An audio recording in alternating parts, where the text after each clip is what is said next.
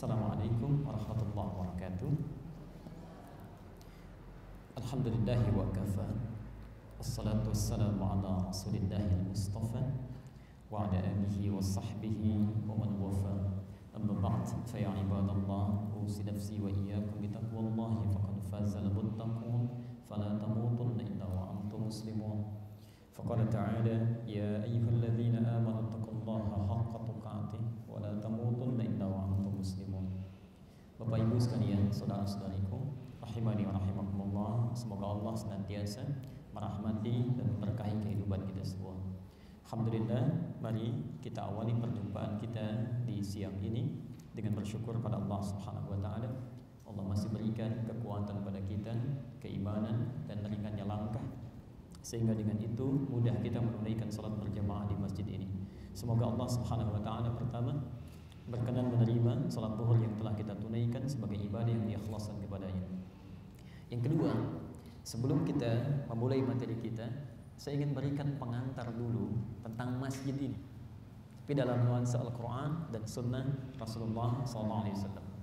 Nama masjidnya apa, Bu? Nama masjidnya apa? Istiqamah atau Al-Istiqamah? Istiqamah nggak pakai al. Al-Istiqamah. Hati-hati ya, karena beda menggunakan al dengan tidak, itu beda. Dia ada istiqamah, ada Al-Istiqamah. Oke. Kalau nanti kita bahas. Pertama begini, umumnya masjid-masjid di Indonesia dengan masjid-masjid di Timur Tengah, bila sudah jadi dibangun kemudian diberikan nama, itu ada ciri khas yang sangat melekat. Kalau di Timur Tengah, umumnya masjid itu akan diberi nama dengan nama tokoh umumnya. Maka kita temukan misal di Mekah, kita temukan selain Masjidil Haram dan Masjid An-Nabawi, kita temukan Masjid bin Baz misalnya, ya. Itu ada di Aziziyah, dari Mahbasjid sekitar 1,5 kilometer dari Masjidil Haram, bin Baz. Di Mesir ada Masjid Al-Imam Syafi'i. Di Libya ada Masjid Jamal Abdul Nasser. Di Syria ada Masjid Muawiyah. Jadi umumnya di Timur Tengah itu masjid dibangun dinamai dengan nama tokoh, ya. Dengan harapan siapapun yang sholat, yang baca Quran, yang ibadah di masjid itu diharapkan bisa baik sebaik tokoh yang melekat pada nama masjidnya. Jadi kalau ada orang sholat di Masjid bin Baz di Makkah, diharapkan sholatnya sekhusyuk Syekh bin Baz. Ada orang baca Quran di Masjid Imam Asy-Syafi'i di Husainiyah, ya, di Mesir, diharapkan baca Qurannya sepaham Asy-Syafi'i. Bukan cuma mengejar khatamnya saja, cepat bacanya, cepat selesainya, tapi sekhusyuk, ya, sepaham Asy-Syafi'i. Ya. Ada orang salat sunnah di Masjid Jami Muawiyah, diharapkan bisa sedalam Muawiyah, walaupun cuma salat sunnah dikejar keutamaannya. Itu maksudnya.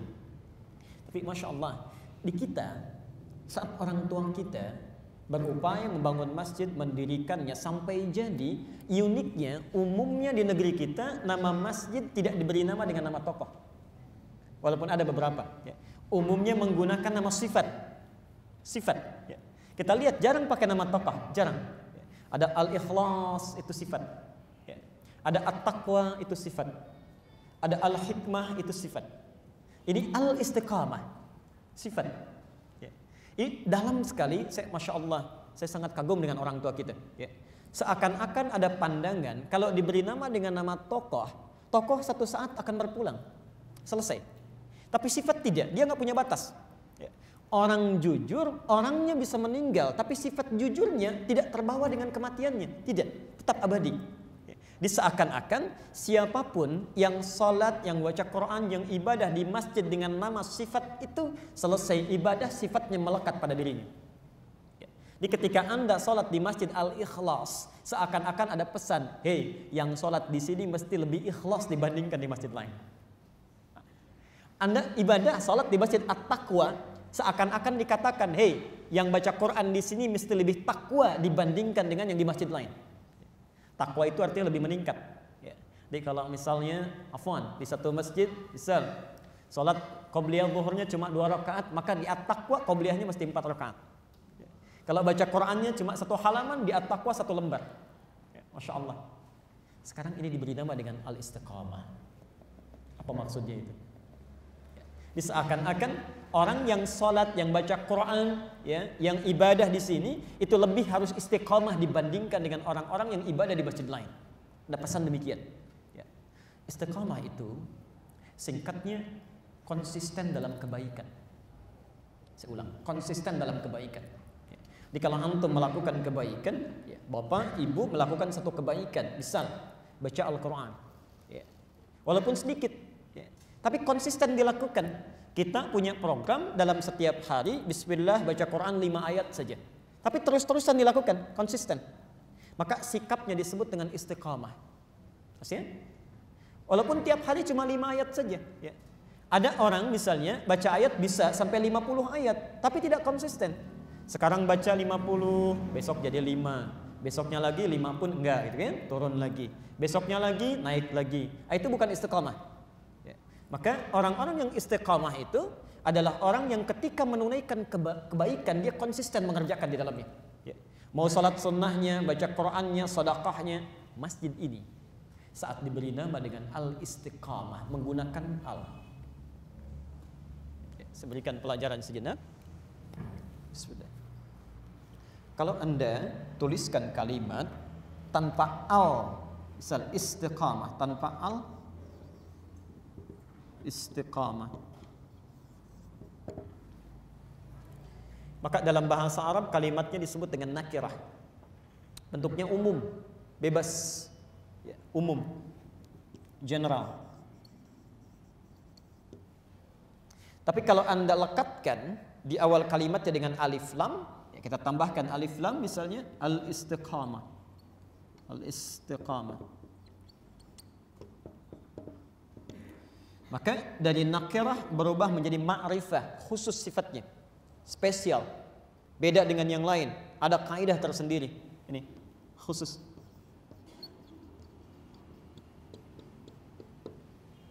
Jadi kalau disebutkan dengan istiqamah tanpa alif lam seakan-akan mengatakan istiqamah yang ini sama dengan istiqamah yang lainnya. Di istiqamah yang di Kelapa Gading, kalau di Bandung ada masjid istiqamah sama juga dengan itu. Ya, sama juga dengan yang lain. Jadi yang sholatnya begitu, baca Qurannya begitu, desain masjidnya seperti itu, istiqamah namanya. Ya. Tapi kalau kita lekatkan alif lam di situ, seakan-akan memberikan ciri khas. Ini masjid kami konsisten dalam satu kebaikan yang tidak ditemukan di masjid-masjid yang lainnya, cuma ditemukan di sini. Nah, sekarang pertanyaan saya mau tanya, yang ciri khas istiqamah di masjid ini apa? Apakah jemaah masjid sini istiqamah dalam membaca Quran? Istiqamah menghafalkan Qurannya? Istiqamah menunaikan sholat sunnahnya yang tidak ditemukan di masjid lain?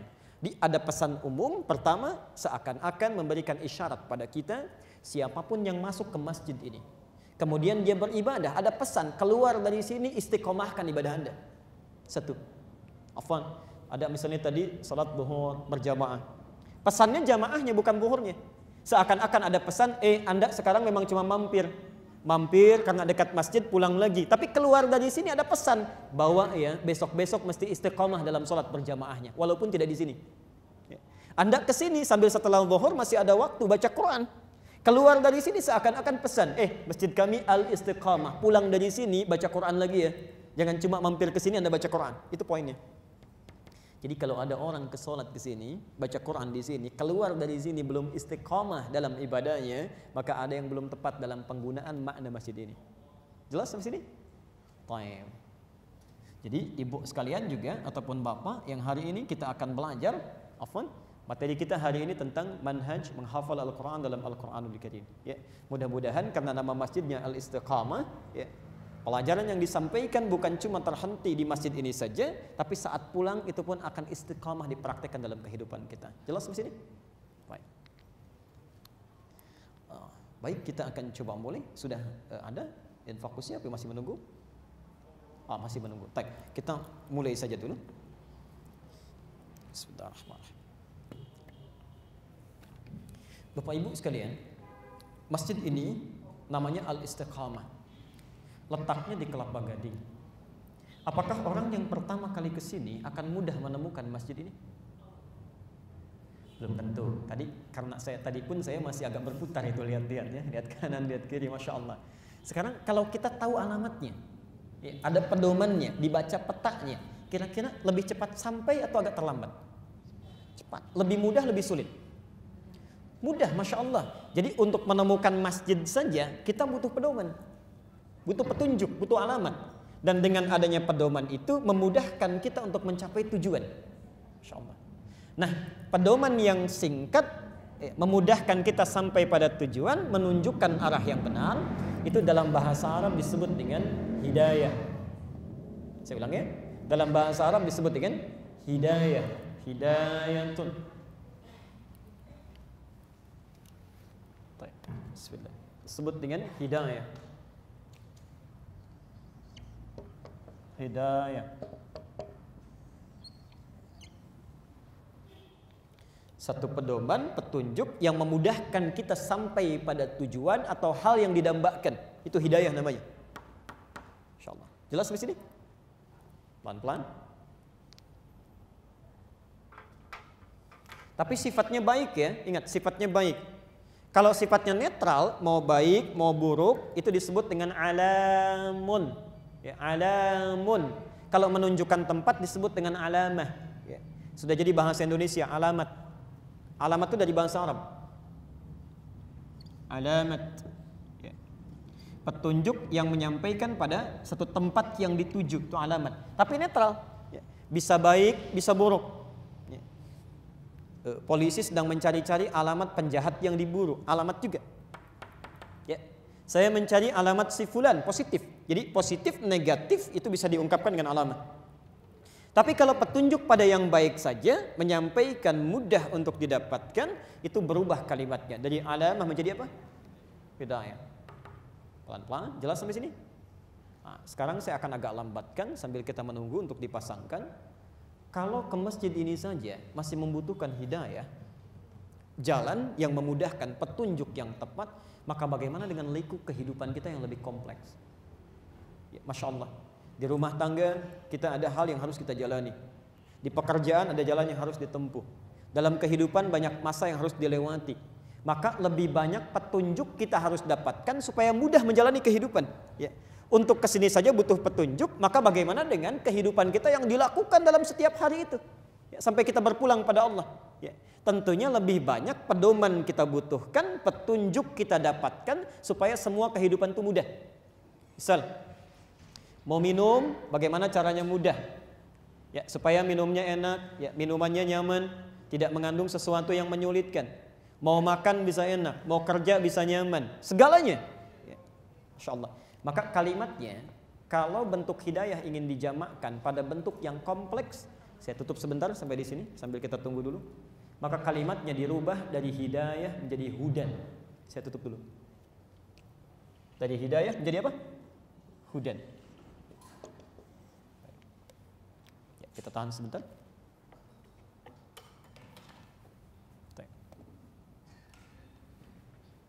Atau boleh sambil dipasang kita teruskan?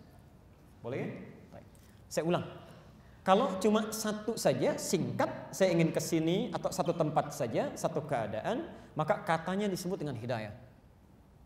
Tapi kalau dijamakkan dalam situasi yang banyak, kompleks, kegiatannya banyak, maka petunjuk yang kompleks dalam segala aktivitas bisa dilihat supaya mudah aktivitasnya, dirubah kalimatnya dari hidayah menjadi hudan. Jamaknya hudan. Ya. Jelas sampai sini? Nah, sekarang pelan-pelan. Saat Allah menciptakan kita, manusia diciptakan oleh Allah, ternyata yang paling menarik, Allah menginginkan hidup kita itu mudah. Jadi nggak pernah berharap hidup kita susah, tidak. Allah menginginkan semua kehidupan manusia itu mudah. Mulai lahirnya mudah, tumbuhnya mudah, belajarnya mudah, dapat rezekinya mudah, berumah tangganya mudah, segalanya sampai meninggalnya mudah. Ya. Bahkan ketika meninggal pun tawaran Allah itu paling mudah. Ya ayyatuhan nafsul mutmainnah, hei jiwa yang tenang, irji'i ila rabbika radiyatan maradiyah. Ada orang cuma begini tiba-tiba meninggal. Insyaallah. Teman kami dulu Ustaz Ahmad Muzambil, ya, di Jakarta Selatan dulu ada 2 pesantren Al-Hikmah. Satu yang kami asuh itu untuk hafalan Quran, yang kedua yang beliau asuh itu untuk tahsin Al-Quran. Itu Masya Allah Ibu, Pak, masih muda, sekitar 35-37 tahun. Sebelum Ramadan, hari Kamis tepat, hari Kamis ya, setelah sholat subuh. Pada subuh selesai jam 5 kurang lebih, cuma duduk bersin 2 kali, dikasih bersin aja. Bersin 2 kali, tidur, meninggal. Ya Tuhan nafsul mutmainnah. Aduh Ahmad Muzammil, sudah hidup kamu sudah banyak pahalanya, Qurannya sudah banyak, muridnya banyak. Setiap murid kamu baca Quran, pahala untuk kamu mengalir. Gak usah dapat Ramadan, capek kalau puasa, pulang aja sekarang. Ya Tuhan nafsul mutmainnah. Bersin 2 kali, tidur, meninggal. Ya. Saya sering perhatikan ada orang bersin berkali-kali belum meninggal juga. Masya Allah. Ini 2 kali kasih bersin meninggal, tenang. Jadi Masya Allah, meninggal pun mudah. Ini ada orang jangankan meninggal, hidup pun susah. Ya. Padahal kata Allahnya, Allah menginginkan hidup kalian tuh mudah, tidak susah. Ya. Apa statementnya? Sekarang kita lihat, saat Allah menginginkan kita mudah, maka Allah berikan pedoman dalam kehidupan kita. Ikuti ini, hidup kalian pasti mudah. Disebut hudan. Yuk kita lihat Al-Baqarah, Quran surah kedua, ayat 185. Hari ini kita akan selalu bersama Al-Quran. Jadi usahakan sedapat mungkin kalau bisa ada mushaf ya, atau mungkin ada sesuatu yang kita pegang untuk menyocokkan. Coba lihat kalimatnya. Syahrul Ramadan alladzi unzila fihil Quran. Ya. Di bulan Ramadan, Masya Allah, bulan Ramadan itu bulan paling istimewa, paling baik, paling banyak kebaikan ada di dalamnya. Allah memberikan statement disandingkan dengan bulan terbaik. Seakan-akan memberi pesan, saya akan berikan informasi terbaik, petunjuk terbaik yang hanya saya turunkan saking pentingnya ini di waktu yang terbaik. Ini saking pentingnya, bukan dipilih waktu biasa, langsung waktu terbaik. Apa itu? Unzila fihil Quran. Saya turunkan Quran, kata Allah. Diturunkan Quran di bulan Ramadan. Apa fungsinya? Kita teruskan. Lihat kalimatnya. Hudan linnas. Allah. Hudan linnas. Kata Allah, saya turunkan Al-Quran di bulan Ramadan. Ya. Quran ini sangat istimewa karena itu turunnya di waktu yang istimewa. Ya. Kalau Quran tidak begitu istimewa, mungkin bisa diturunkan di Al-Muharram, bisa diturunkan di bulan Safar. Sekarang sudah Safar. Tapi di antara yang paling istimewa Ramadan diturunkan Quran. Ini menunjukkan bahwa ini bukan penurunan biasa. Bukan kitab biasa, bukan kalam biasa. Apa fungsinya? Ternyata Masya Allah, Al-Quran itu yang berisi 114 surah. Masya Allah, 30 juz, 6.236 ayat. Ternyata semuanya dari Al-Fatihah sampai dengan An-Nas itu oleh Allah disebut sebagai hudan. Hudan linnas. Hudan linnas. Pelan-pelan. Sebagai pedoman hidup yang bisa dirujuk oleh manusia. Dan bahasanya hebat sekali, bahasanya hebat. Bahasanya Allah bisa mengatakan hudan lil mu'minin. Hudan lil ladzina amanu, jadi petunjuk bagi orang beriman saja. Bisa begitu. Tapi yang paling menarik kata Quran, bahkan jangankan orang Islam, manusia pun sepanjang jadi manusia, kalau mau baca Quran, mengambil faidahnya, dia terapkan dalam hidup, pasti akan dapat kemudahan hidupnya. Perhatikan, teruskan ayatnya.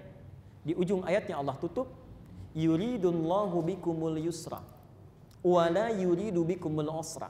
Dengan diturunkan Quran ini diberikan kemudahan dalam puasa, dalam berbagai hal. Lihat, kata Quran, kalau kita berpegang pada petunjuk ini, dibaca, diamalkan dari Al-Fatihah. Uskup di Canterbury yang menikahkan Kate Middleton, itu pernah datang dan menyampaikan kalau di Canterbury diperkenankan, kami akan terapkan sebagian hukum-hukum syariah untuk dipakai di situ. Itu yang bicara bukan orang biasa, ya, tokoh di agama tertentu. Itu luar biasa. Ya.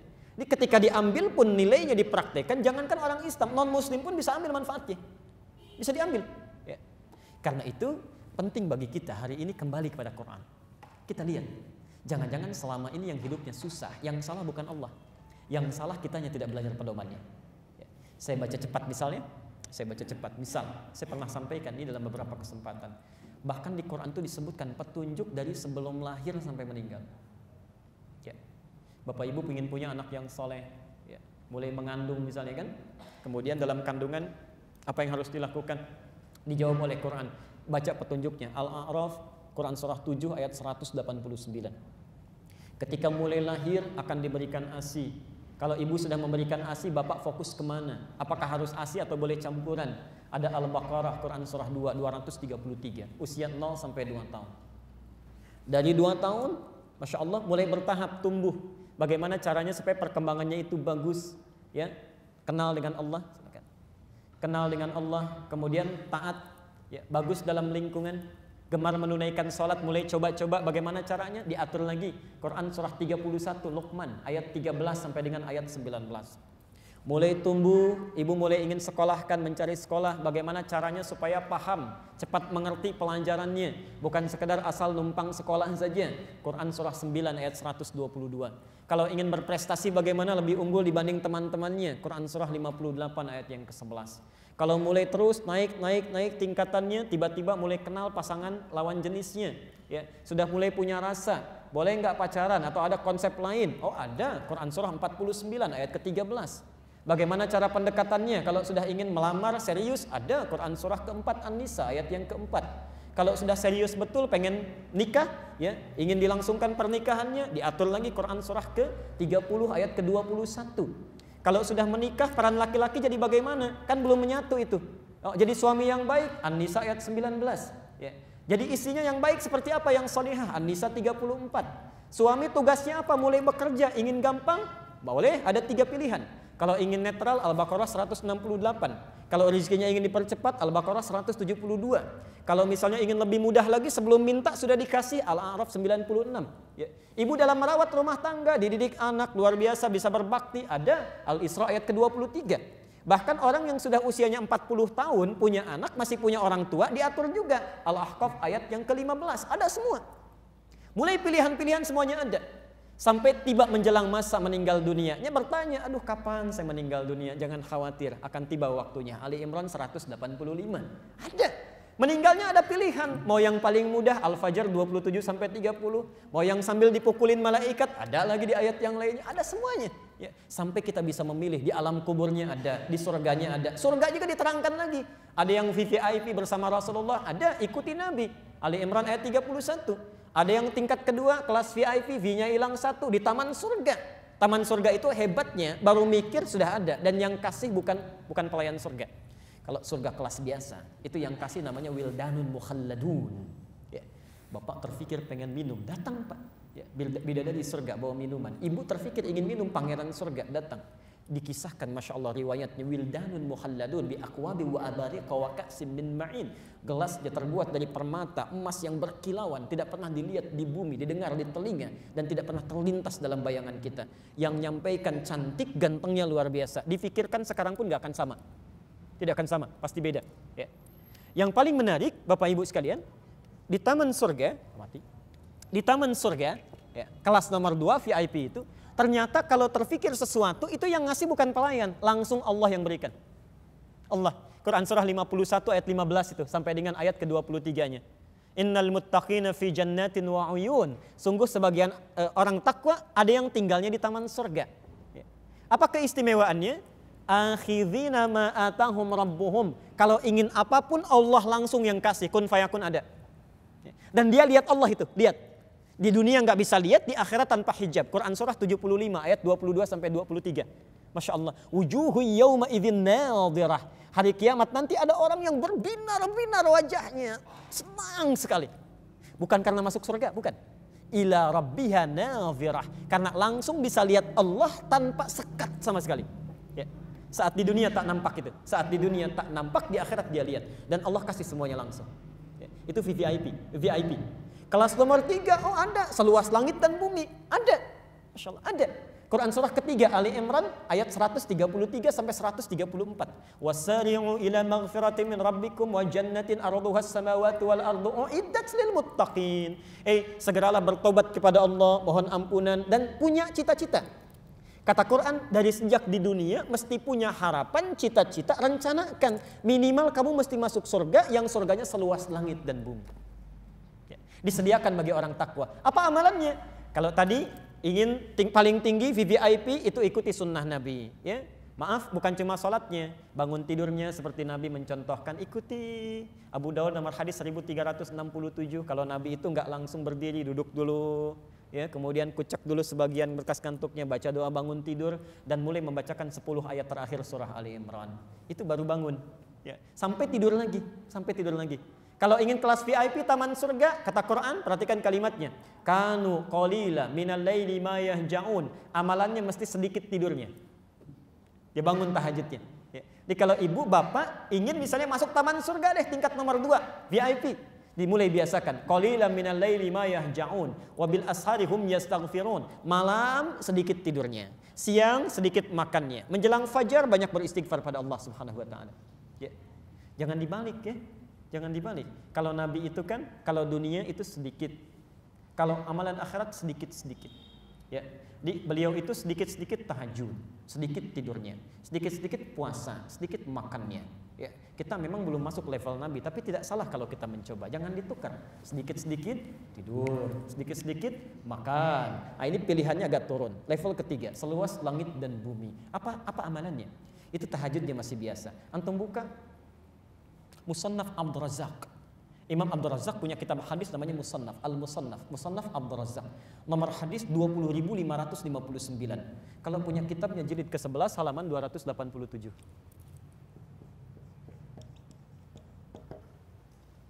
Hadis dari Anas bin Malik. Jadi ada Malik bin Anas, ada Anas bin Malik. Kalau Anas bin Malik itu sahabah, kalau Malik bin Anas itu tabi'in. Ya. Masya Allah. Gak apa-apa ya, kita teruskan dulu sebentar ya. Satu kali Nabi SAW sedang taklim seperti ini.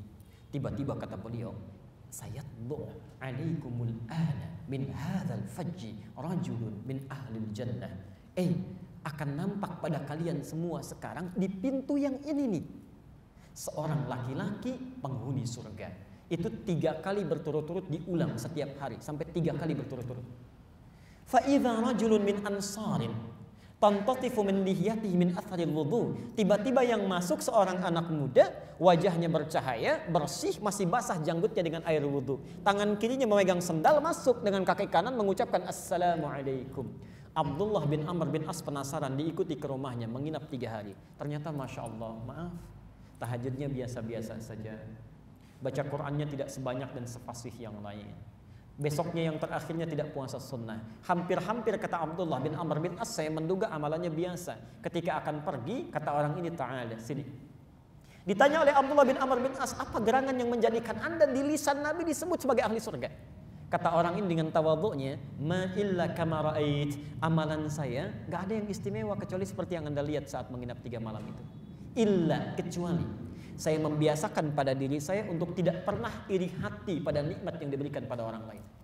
Dan punya kebiasaan sebelum tidur Pak, walaupun jarang tahajud sesekali, itu ibu suka memaafkan kesalahan orang.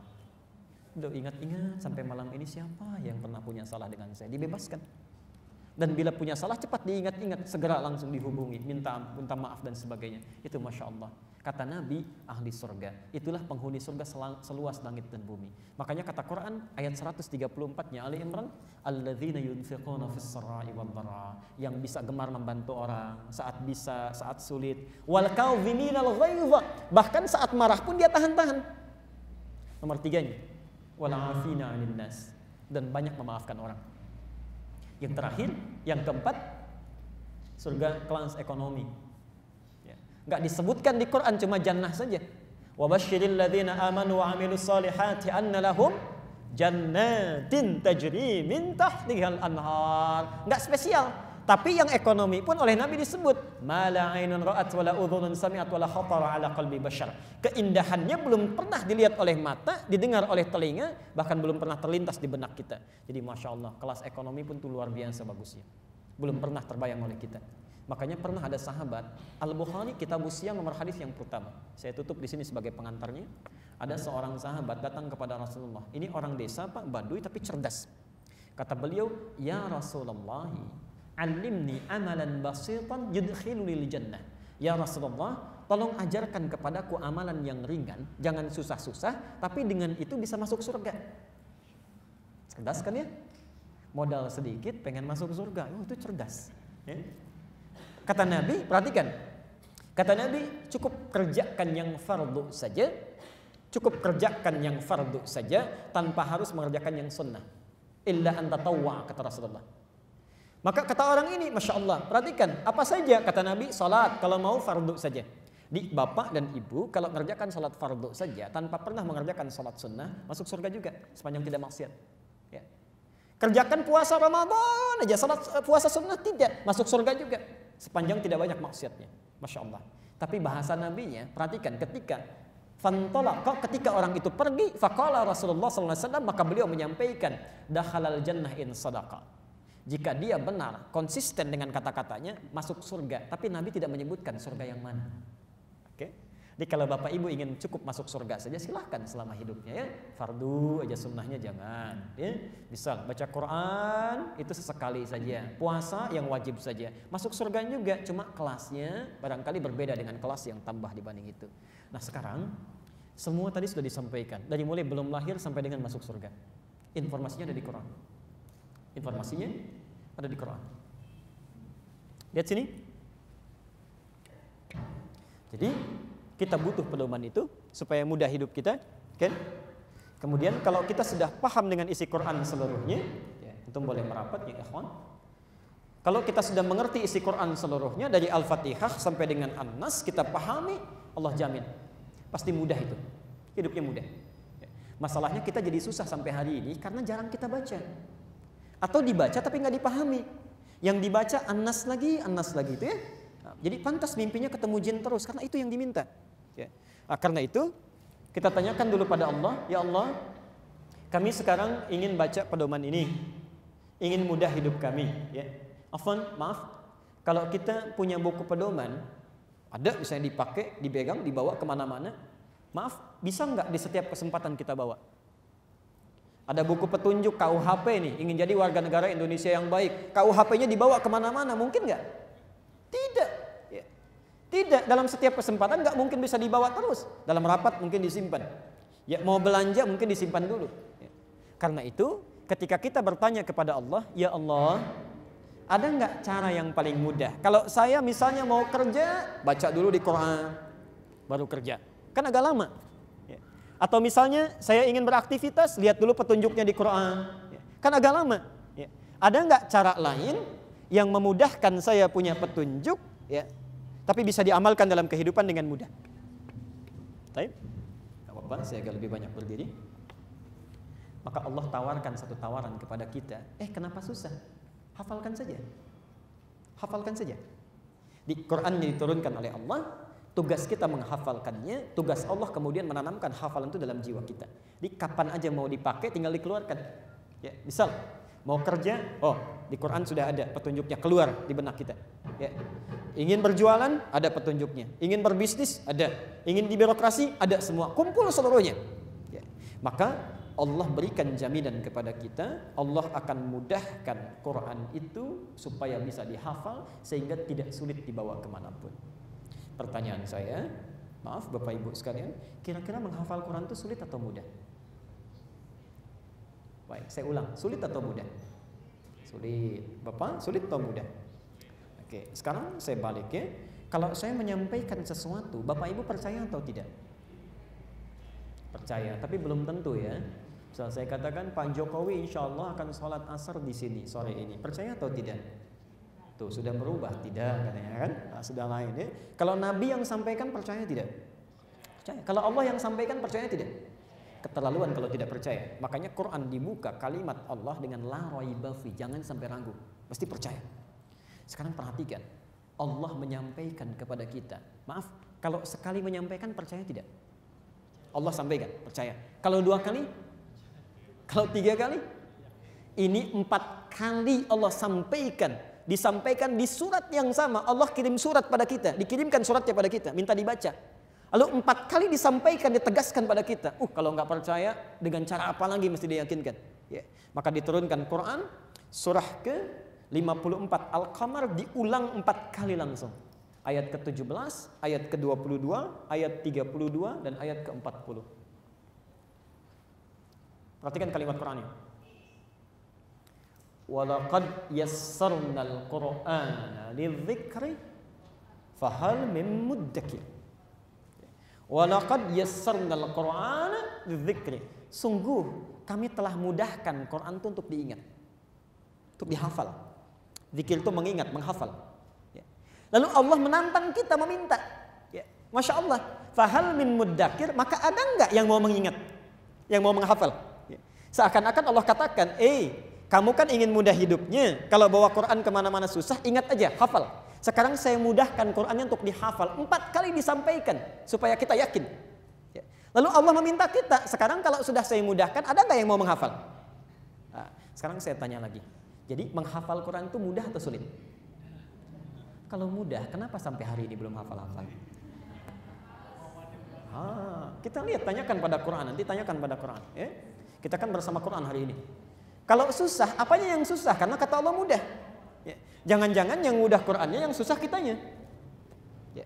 Maka hari ini kita akan belajar manhajnya, bagaimana Quran dimudahkan oleh Allah, bagaimana cara menghafalkannya, dan seperti apa manhaj kita menuntun, ya, manhaj Quran menuntun kita untuk menghafalkannya. Ini bukan metode Ustadz A, Ustadz B, atau pengalaman A, B, C yang jadi metode, tidak. Tapi ini standar umum yang ada di Quran.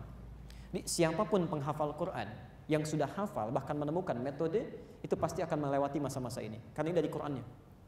Dan kalau sudah hafal, setiap penghafal pasti punya metode sendiri. Ya, punya ciri khas sendiri. Ya. Insya Allah kita coba mulai pelajari ini, mudah-mudahan keluar dari sini insya Allah sudah menjadi para penghafal Al-Quran.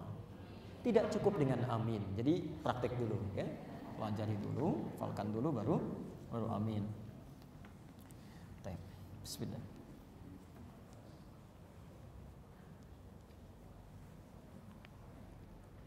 Kita teruskan.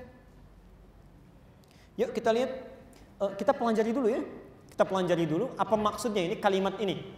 Allah kan katakan kalau kita cuma baca terjemah, sungguh kami telah mudahkan Quran untuk dihafal. Maka adakah di antara kalian yang mau menghafal, mengingat? Ya. Tapi Bapak Ibu sekalian, kalau kita baca jeli ayat ini, sebetulnya dari rangkaian ayat ini, dari awal sampai akhirnya, itu menanamkan pada kita pesan, isyarat, bahkan petunjuk. Satu, bagaimana cara menghafal Quran? Yang kedua, apa yang menyebabkan kita sulit menghafal Quran? Jadi kalau Anda paham satu ayat ini saja, kesananya akan lebih mudah. Pertama, mari kita lihat. Ayatnya dimulai dengan kata walaqad. Walaqad.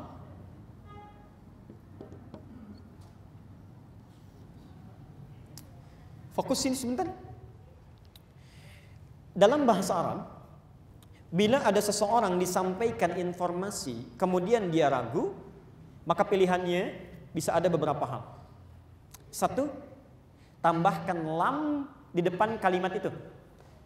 Misal, saya katakan tadi, inna sayyida rais ya'ti ila hadzal jami'. Presiden akan datang ke masjid ini liyusallil asar, untuk salat asar. Ya. Bapak Ibu ragu misalnya, masa sih? Maka saya tambahkan lam di depannya. Inna sayyida rais la ya'ti, pakai lam.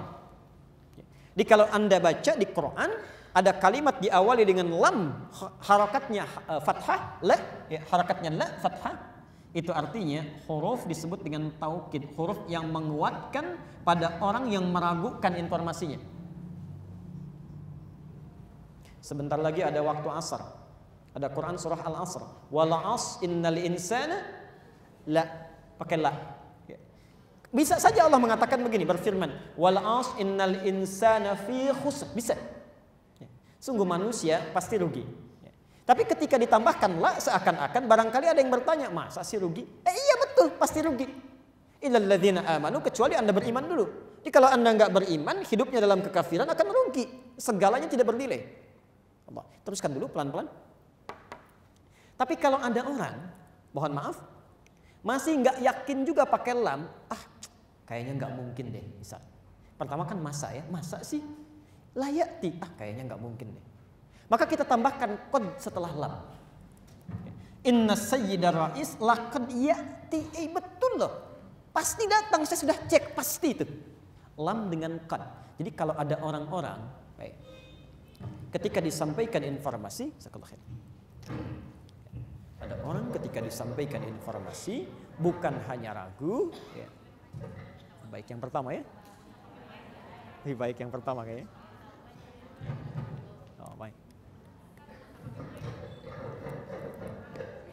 Terdengar suara saya? Baik. Jadi Kalau ada orang disampaikan informasi bukan hanya ragu, tapi dia betul-betul yakin, bahkan ada seakan-akan nggak mungkin, pesimis. Ya, itu berarti tambah hurufnya dengan lam dan qad. Laqad. Nah, perhatikan kenapa banyak orang ketika akan menghafal Quran sulit dia hafalkan, sulit hafal. Masya Allah, kami di Bekasi sekarang sedang menggalakkan hafalan Quran. Alhamdulillah, ada yang 27 hari hafal Quran. Dari nol, 27 hari hafal Quran. Ada yang 30 hari, ada yang 20 hari. Bukan hitungan bulan lagi untuk hafalan. Anda bayangkan, orang menghafal 2 tahun ini 20 hari.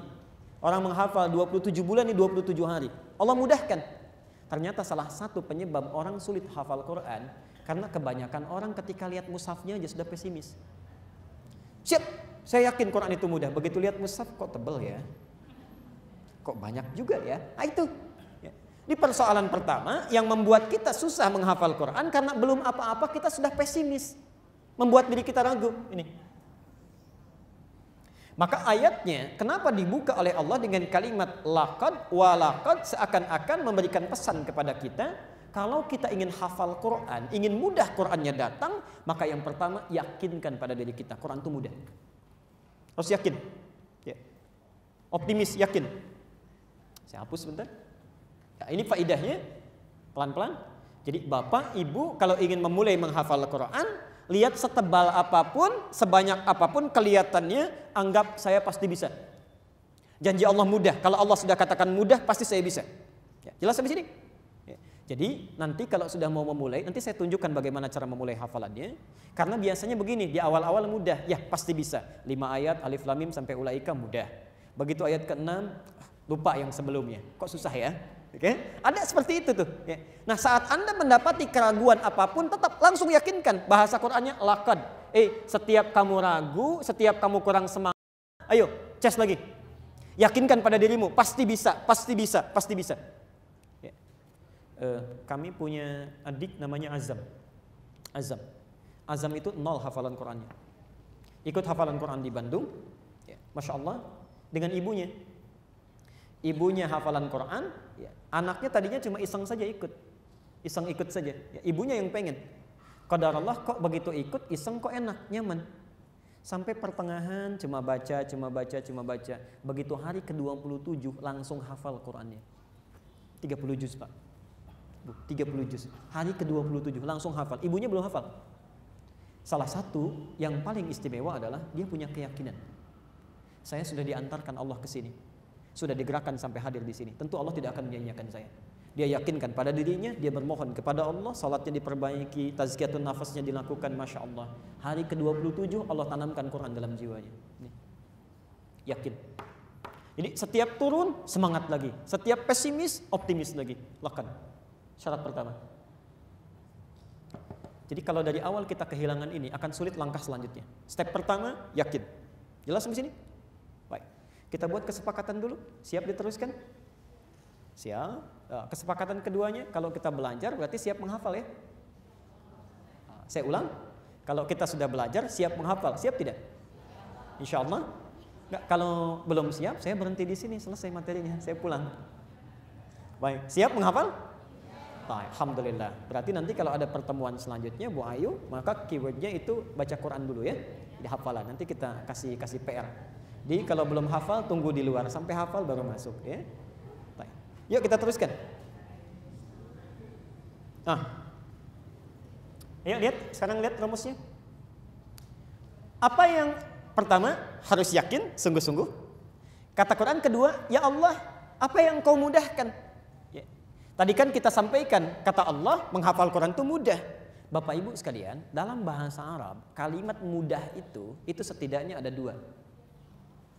Satu sahlun, kedua yusr, paling ujung. Satu sahl, kedua yusr. Pelan-pelan ya. Sebaliknya kalimat sulit pun dalam bahasa Arab ada dua. Satu sa'bun, sa'b. Kedua usrun. Sekarang fokus dengan saya.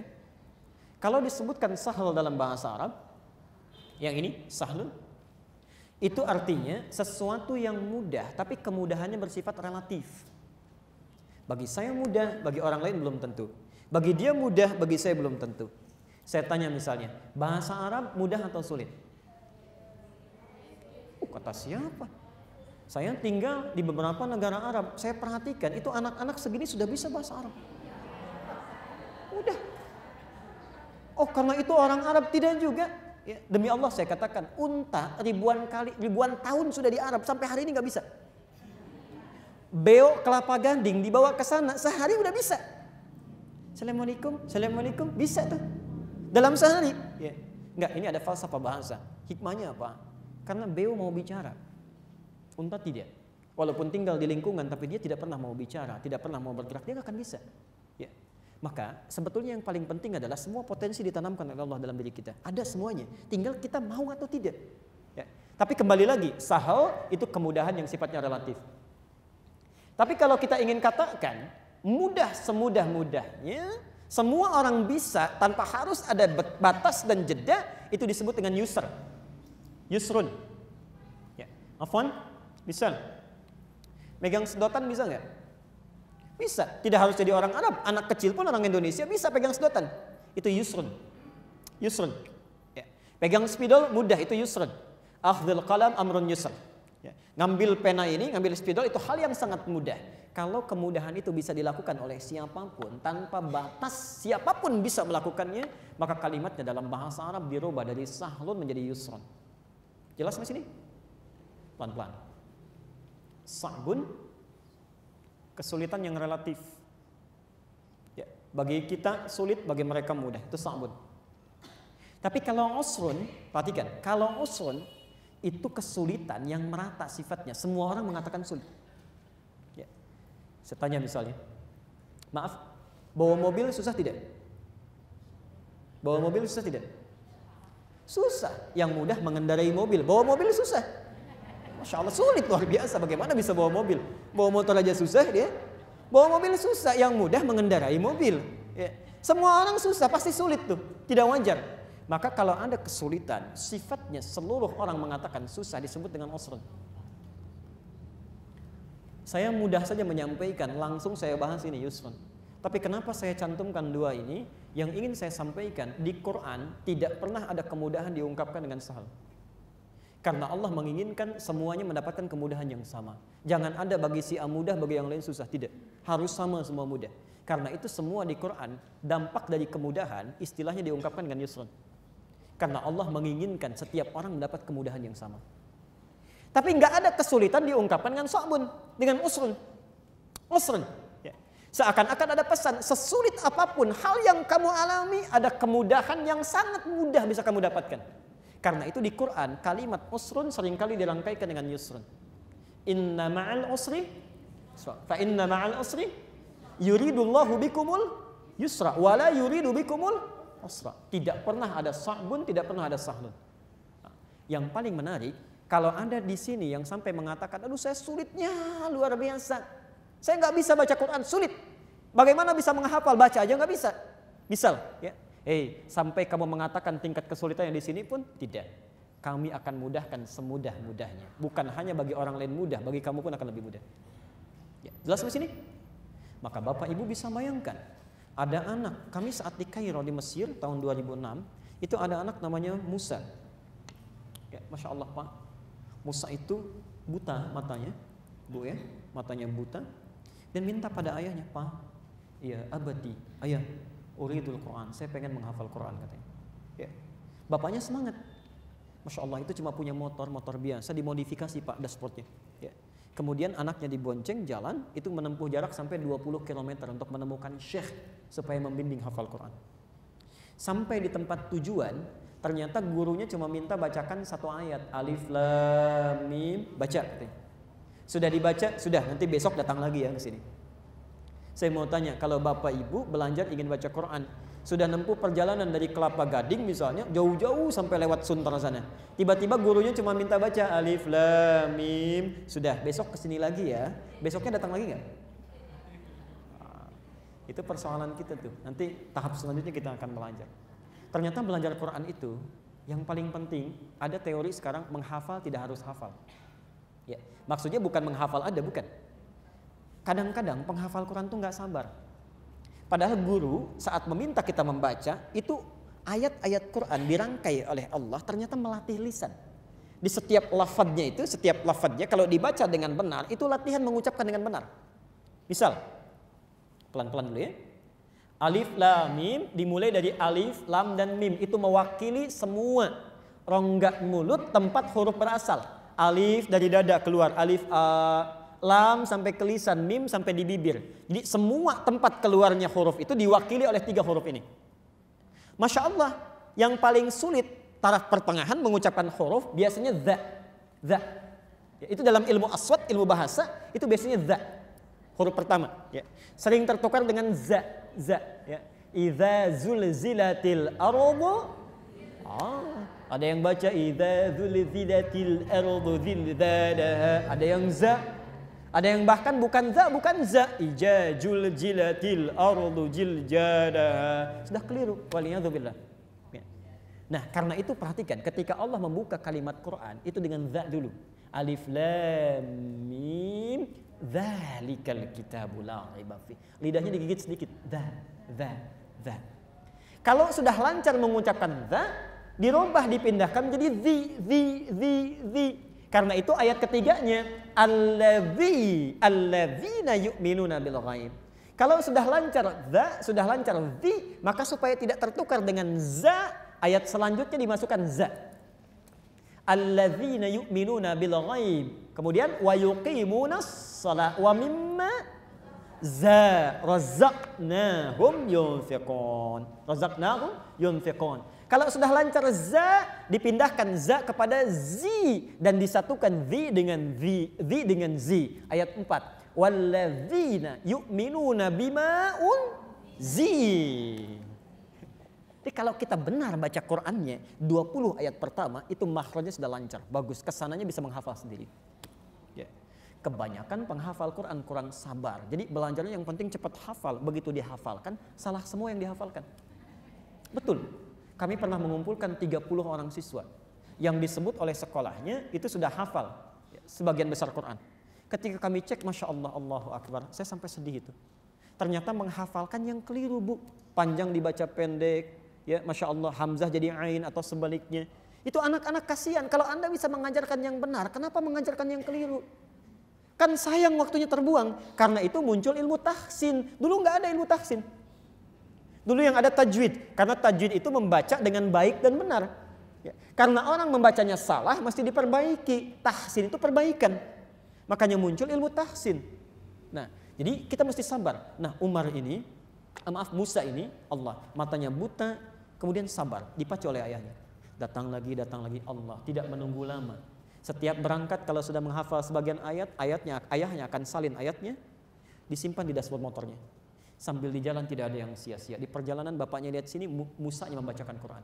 Bapaknya sambil ngecek, sambil lihat ke depan, lihat ke depan. Allah. Itu ayah dengan anak. Bapak Ibu sekalian, apa yang terjadi? Selang berapa bulan, Musa sudah menjadi penghafal Quran. Ayahnya belum. Bayangkan, anak 6 tahun, mata buta, menempuh jalan 20 kilo bisa hafal Quran. Bapak Ibu sekalian diberikan 60 tahun, mata bisa melihat, sehat semuanya, dan tidak berpuluh-puluh kilo kita lewati. Sampai hari ini masih susah untuk menghafal Quran. Apa yang salah? Apa yang keliru? Padahal kata Allah, yassarna, kami sudah mudahkan. Saya seringkali menangis tentang kisah Musa ini, karena saat sampai kisahnya menginspirasi ke dunia Timur Tengah, itu seorang Syekh As-Sakandari pernah datang. Dia mengetes, kemudian beliau merekam sampai bertanya, ya Syekh Musa, di Timur Tengah biasa kalau ada orang ilmunya tinggi, bagus itu dipanggil Syekh walaupun dia muda. Ya Syekh Musa, jika engkau diperkenankan untuk berdoa kepada Allah sekarang dan dikabulkan, apa yang akan Anda minta? Dikiranya akan minta disembuhkan matanya. Lihat jawabannya. Wallahi, demi Allah saya katakan, kalau saya diminta untuk bermohon dan dikabulkan oleh Allah, maka saya akan minta 2 hal.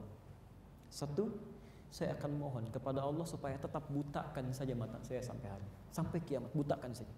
Karena dengan buta ini saya bisa hafal Quran. Perhatikan yang kedua. Dan kalau diperkenankan hari kiamat saat saya datang sendirian, tidak ditemani oleh siapapun, dengan bergetar saya akan katakan kepada Allah, duhai Allah, saya selama di dunia sudah berusaha menghafalkan Quran sampai hafal walaupun mata saya buta. kalau sekarang saya membawa dosa, tolong kurangi hukuman saya dengan Quran yang sudah saya hafalkan. Itu Musa, usia 6 tahun. Dia menghafal Quran supaya datang bekal menghadap Allah. Kalau punya salah, tolong ringankan beban saya karena saya sudah hafal Quran. Tolong kurangi hukuman saya. 6 tahun, matanya buta, hafal Quran. Kita ada di mana? Baik. Saya kalau bertugas di beberapa tempat, itu seringkali terharu Pak. Di Tripoli itu, anak-anak usia 4-5 tahun, itu rata-rata 10 juz, 15 juz. Kalau sudah 15 tahun gak hafal Quran, itu malu, jadi aib. Jadi mereka gak punya teman. Ya. Satu kali saya datang ke syekh kami dalam satu masjid, sedang duduk, tiba-tiba ada anak perempuan kecil, anaknya lucu, usia mungkin 3 tahun, 4 tahun. Jadi kalau suasana begini menjelang sore, itu mereka sudah bawa tas, bawa mushaf, kayak bawa buku biasa, lari-lari ke masjid itu. Kadang-kadang tasnya lebih besar daripada tubuhnya. Itu Masya Allah, ada anak perempuan kecil lucu luar biasa datang. Dia bawa selang, Bu, bawa selang. Dia katakan, "Syekhi, idribini," katanya. "Syekh, tolong pukul kepala saya." Bawa selang. Saya bengong, diam, saya begini. 5 kata syekhnya. Kenapa? "Nasid, saya lupa," katanya. Maksud anak ini, barangkali saat saya lupa, ini ada penghalang nih di kepala saya, tolong pukul pakai selang ini. Mungkin kalau sudah dipukul bisa lancar lagi. Anak usia 3 tahun. Ya, Masya Allah. Bapak Ibu sekalian, memang sudah dimudahkan. Oh, itu kan masih muda Ustaz. Bagaimana dengan kami yang sudah sepuh-sepuh? Misal Allah, 82 tahun, seorang nenek, gak bisa baca, gak bisa nulis, 82 tahun. Ada yang lebih sepuh di sini? 82 tahun, gak bisa baca, gak bisa nulis. Allah, dibacakan Quran oleh cucunya, dibacakan setiap hari, Masya Allah. 2 tahun hafal Quran. 2 tahun hafal Quran. Ya. Kami terapkan itu ya, di keluarga, di rumah. Jadi kami beli speaker aktif, setiap hari Quran aja diputar. Terus Quran. Ternyata Masya Allah pengaruhnya, semakin banyak mendengar kebaikan semakin cepat. Ya. Itu anak kami yang masih kecil-kecil itu, ya, usia belum 2 tahun, karena sering dibacakan, ya sekilas cepat sekali. Ya. Dia diminta bacakan An-Naba bisa. Ya. Anak belum genap 2 tahun, dia diminta bacakan An-Naba karena sering diputar cepat sekali, bisa. Ya. Coba kalau ibu tidak percaya, bapak tidak percaya, di rumah nggak usah menghafal lah, putar aja tiap hari, sering dengar. Antum kalau dibacakan surat Yasin, kenapa cepat hafal? Karena dulu sering diperdengarkan, bahkan dibacakan. Tapi singkatnya, Yusuf. Jelas di sini? Nah, jadi menghafal Quran, susah atau mudah? Susah atau mudah? Harus mudah sudah. Ya. Walaupun belum hafal, mudah saja dulu. Ya. Baik. Awas ya, ingat sahabat Nabi itu rata-rata hafal Qurannya di atas 50 tahun. Karena Qurannya baru turun secara lengkap saat usia Rasulullah 63 tahun. Artinya rata-rata di atas 50 tahun. Jadi nggak ada alasan kalau mengatakan saya sudah 40 tahun, saya sudah 50 tahun. Tidak. Dan jangan katakan, Ustaz itu kan sahabat Nabi, bahasanya Arab. Belum tentu. Karena bahasa Quran beda dengan bahasa Arab biasa. Itu lain. Istimewa bahasanya. Kayak ibu, bapak apakah hafal KUHP itu?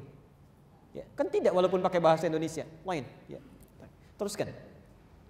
Walaqad yassarnal Qur'ana lidzikri. Ya Allah. Fon.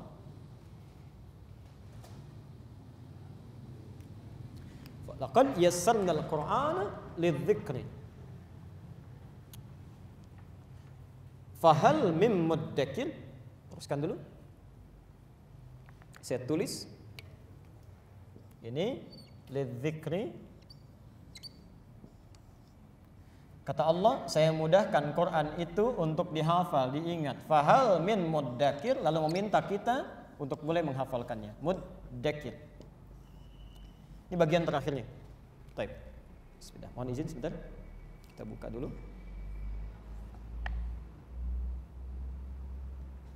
Bismillah.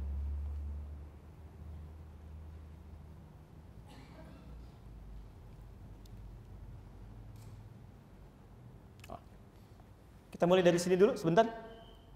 Coba lihat sebentar, pelan-pelan sebelum ke sini. Walaqad yassarnal Quran, ke Quran dulu ya. Baik. Ibu bapak sekalian, ada yang mau saya persingkat, singkat saja. Di dalam Quran, nama Quran sendiri sering diungkapkan dengan macam-macam nama. Ada disebut kitab, dzalikal kitabu la raiba fi. Kenapa saat kita diminta menghafalkan kalimatnya bukan dalam bentuk kitab tapi Quran? Dzalikal kitabu, di sini walaqad yassarnal Qur'an. Kenapa Allah tidak mengatakan walaqad yassarnal kitab? Ya, jelas sampai sini? Baik. Kalau disebutkan kitab itu yang dimaksud susunannya. Dari Al-Fatihah sampai dengan An-Nas atau tulisannya. Ya, atau tulisannya. Ya. Kalau sudah dihimpun tulisannya rapi, ada jilidnya dari awal sampai akhir, namanya berubah menjadi mushaf. Nah, jadi mushaf, jadi itu mushaf tuh, mushaf di depan mushaf. Ya. Susunannya disebut kitab, tulisannya disebut apa? Kitab. Bacaannya, bunyinya itu yang disebut dengan Quran. Ya. Dari kata al-Qur'u, kata al-Qur'u, al-Qur'u. Simak ini. Terdengar? Nah, bunyi yang didengar disebut dengan Qur'u. Kalau sengaja saya bunyikan untuk terdengar, maka berubah namanya menjadi qiraah. Qiraah.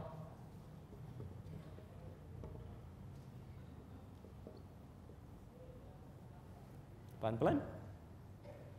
Bismillahirrahmanirrahim. Saya perdengarkan, itu qiraah.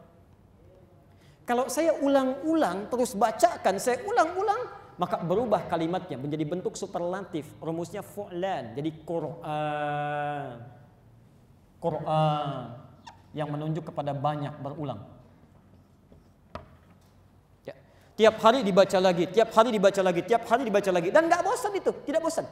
Allah, kenapa Quran disebut dengan Quran? Karena satu, ingin menunjuk kepada yang dibunyikannya, bukan tulisannya. Yang kedua, memberikan pesan bahwa Quran ini akan selalu dibacakan dan tidak pernah orang bosan membacakannya. Saya mau tanya, Bapak Ibu pernah bosan baca Al-Fatihah? Ada yang bosan nggak? Boleh. Oh ya Allah, saya bosan sholat baca Al-Fatihah terus, boleh nggak yang lain bisa? Tidak ada. Walaupun 17 kali dalam sehari kita bacakan. Ada nggak kitab lain, buku lain dibaca 17 kali dalam sehari? Ada nggak? Tidak ada. Pasti bosan. Karena itu mukjizat Al-Quran, di antara mukjizatnya yang paling spesial adalah satu-satunya kitab yang saat dibacakan orang tidak akan pernah bosan. Walaupun cepat ngantuk. Pasti itu. Karena itu sudah jadi setan. Walaupun cepat ngantuk. Gak percaya silahkan. Bapak baca Quran itu bisa setengah jam begini aja. Begitu baca Quran 3 menit sudah begini. Terus BBM bunyi, ping, oh segar lagi lihat status tuh. Ya, bisa 30 menit lagi. Ya. Dan hebatnya, ya, dulu kami pernah belajar katakana, hiragana, kanji, tulisan Jepang. Oh, ini tidak begini. Apa artinya? Ini nggak ada artinya, saya cuma asal tulis saja. Ya. Tapi poinnya begini, poinnya adalah kalau Bapak Ibu bisa beli alat elektronik, handphone, ya bisa macam-macam, ada tulisannya seperti ini, dibaca nggak? Beli handphone ada tulisan Cinanya, Jepangnya, Koreanya, dibaca nggak? Kenapa? Nggak ngerti. Quran nggak ngerti, masih mau dibaca. Coba cek dari sekian bacaan Quran kita, ngerti nggak dengan yang dibaca? Tidak. Tapi masih mau dibaca. Karena itu menunjukkan Quran ini satu-satunya bukti yang menunjukkan diantaranya itu pasti bukan berasal dari Rasulullah. Kalau karya manusia pasti bosan, tapi kalau berasal dari Allah tidak akan mungkin melahirkan kebosanan. Nah, jadi saat Quran menyebutkan yang dimudahkan dihafal itu bukan menghafal tulisannya.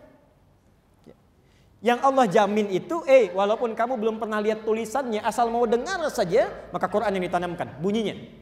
Ya, ditanamkan oleh Allah dalam benak kita, di jiwa kita. Ya. Jelas sampai sini? Di saat menghafal Quran itu seakan-akan mengatakan tidak harus bisa baca, tidak harus bisa tulis, asal mau dengar saja ditanamkan oleh Allah Qurannya dalam jiwa kita. Cara menanamkannya disebut dengan zikri. Ingat, hafal.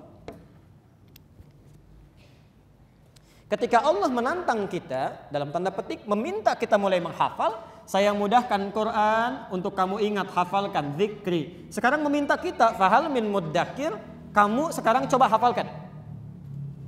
Saya ajarkan rumus yang terakhir. Kalau ada alif lam, ini menunjuk pada proses. Di proses menghafal itu mudah. Ya. Allah mudahkan prosesnya. Tapi kalau kalimat diawali dengan mim depannya, harokatnya u, sebelum akhirnya itu i, pokoknya mim depannya, itu orang. menunjuk pada orang. Misal, rumus cepatnya ya, saya ajarkan rumus cepat bahasa Arab diantaranya MUI, MUI, MUI, MUI. Depannya mu, huruf sebelum akhir I. Itu menunjukkan orang. Contoh Islam agamanya. Orangnya MUI, Muslim.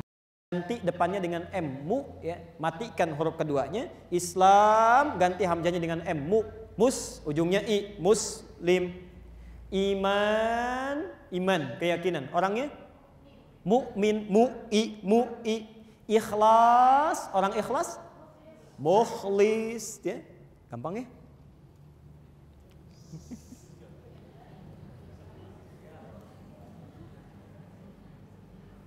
Ada yang masih bengong lihat. Biar nggak penasaran, pelan-pelan aja. Ya, kita sampai jam berapa? Saya mesti bersiap, saya mau ke Abu Dhabi, ya. Coba lihat sini. Lihat sini. Kalau mau ganti orang, tadi rumusnya mu'i. Ini Islam misalnya kan, sudah nih. Buang aja hamzahnya langsung. Ganti jadi mu. Mus, ya. Lalu ujungnya diganti jadi i karena alif tidak menerima harokat. Ingat, hamzah yang punya harokat, alif gak punya. Ya. Karena alif itu menunjuk panjang. Ya. A kalau ada alifnya jadi panjang. A. Ya. Di gampangnya nggak ada harokat pun kalau ada alifnya, huruf sebelumnya a panjang. Jadi kan i. Muslim. Iman, buang i-nya. Jadi apa? Mukmin. Ikhlas. Ikhlas.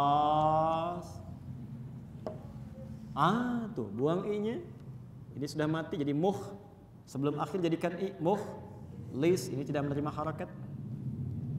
Islah, muslim. Ihsan, muhsin. Gampang ya? Dan nanti masing-masing aja praktekan. Ya. Saya berikan yang paling mudah lagi, paling mudah. Kalau dijadikan i ujungnya artinya punya saya. Saya. Itu ibu, ummun, itu ibu. Jadikan ujungnya jadi i. Tambah i ujungnya. Jadi ummi, saya, ibu saya. Ab, ayah saya. Abi. Kitab, buku saya. Kitabi. Spidol, pulpen, kolam. Spidol saya. Kolami. Masjid saya. Masjidi. Gampang ya? Teras, halaman depan saya. Itu bukan. Terasi lain ya. Supaya nggak ngantuk sedikit. Baik, ya lihat sini. Ini menunjuk pada orang, ini menunjuk pada proses. Sekarang yang unik begini, yang unik. Kata Allah, saya mudahkan Quran untuk dihafal. Ketika meminta kita menghafal, kalimatnya menggunakan zal. Ini. Dan ini sebetulnya nggak ada hamzahnya, nggak ada tasydidnya, karena alif lam syamsiyah maka muncul hamzahnya untuk memudahkan. Tapi ketika kita meminta kita untuk mulai menghafalkannya, dirubah dari zal menjadi dal. Nah, ada tasydidnya. Mana yang paling mudah mengucapkan, yang paling mudah diucapkan, zal atau dal? Sekarang kita bikin perjanjian. Kalau tidak tahu katakan wallahu a'lam. Ya. Mana yang paling mudah diucapkan, zal atau dal? Dal. Yang bilang dal angkat tangan. Yang bilang zal?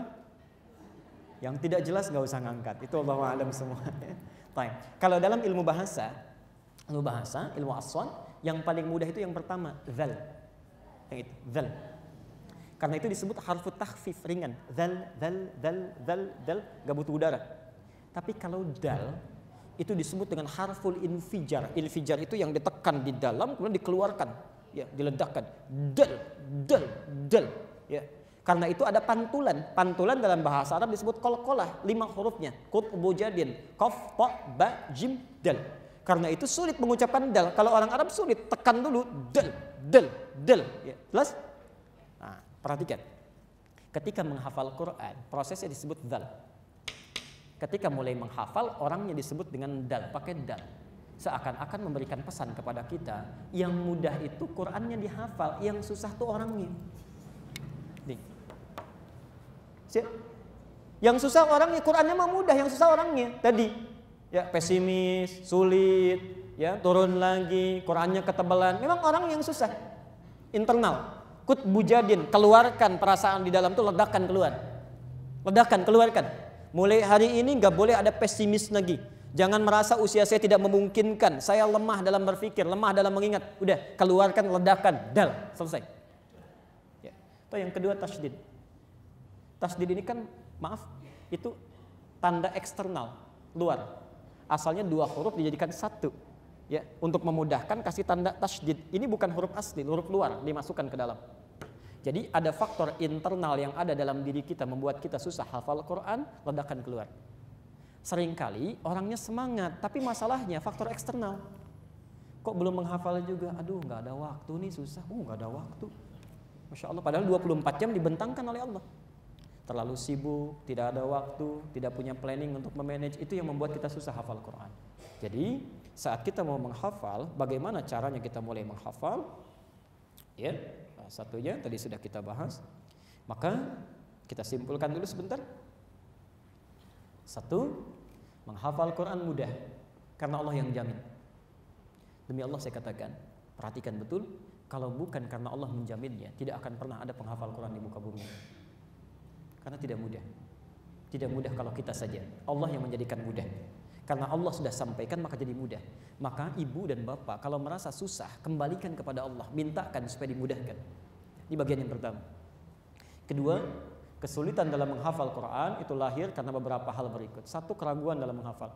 Belum menghafal sudah ragu, bagaimana bisa hafal? Ya. Yang kedua, tidak menjadikan Quran sebagai prioritas tadi, faktor eksternal.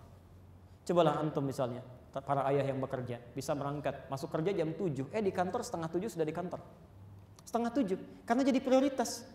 Berangkat gelap, pulang gelap lagi, karena jadi prioritas. Kita tidak pernah memprioritaskan Quran sebagai bagian dari kehidupan, karena itu sulit. Ya. Jangankan Quran, kadang-kadang sholat juga tidak. Sebagian ya, tidak seluruhnya.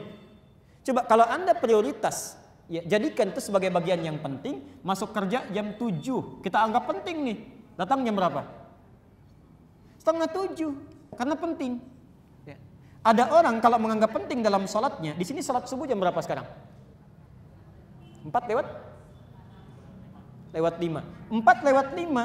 Kalau orang menjadi prioritas, misal sholat subuh 4:05, dia jadikan prioritas Allah. Jam 3 sudah bangun, siap-siap, karena prioritas.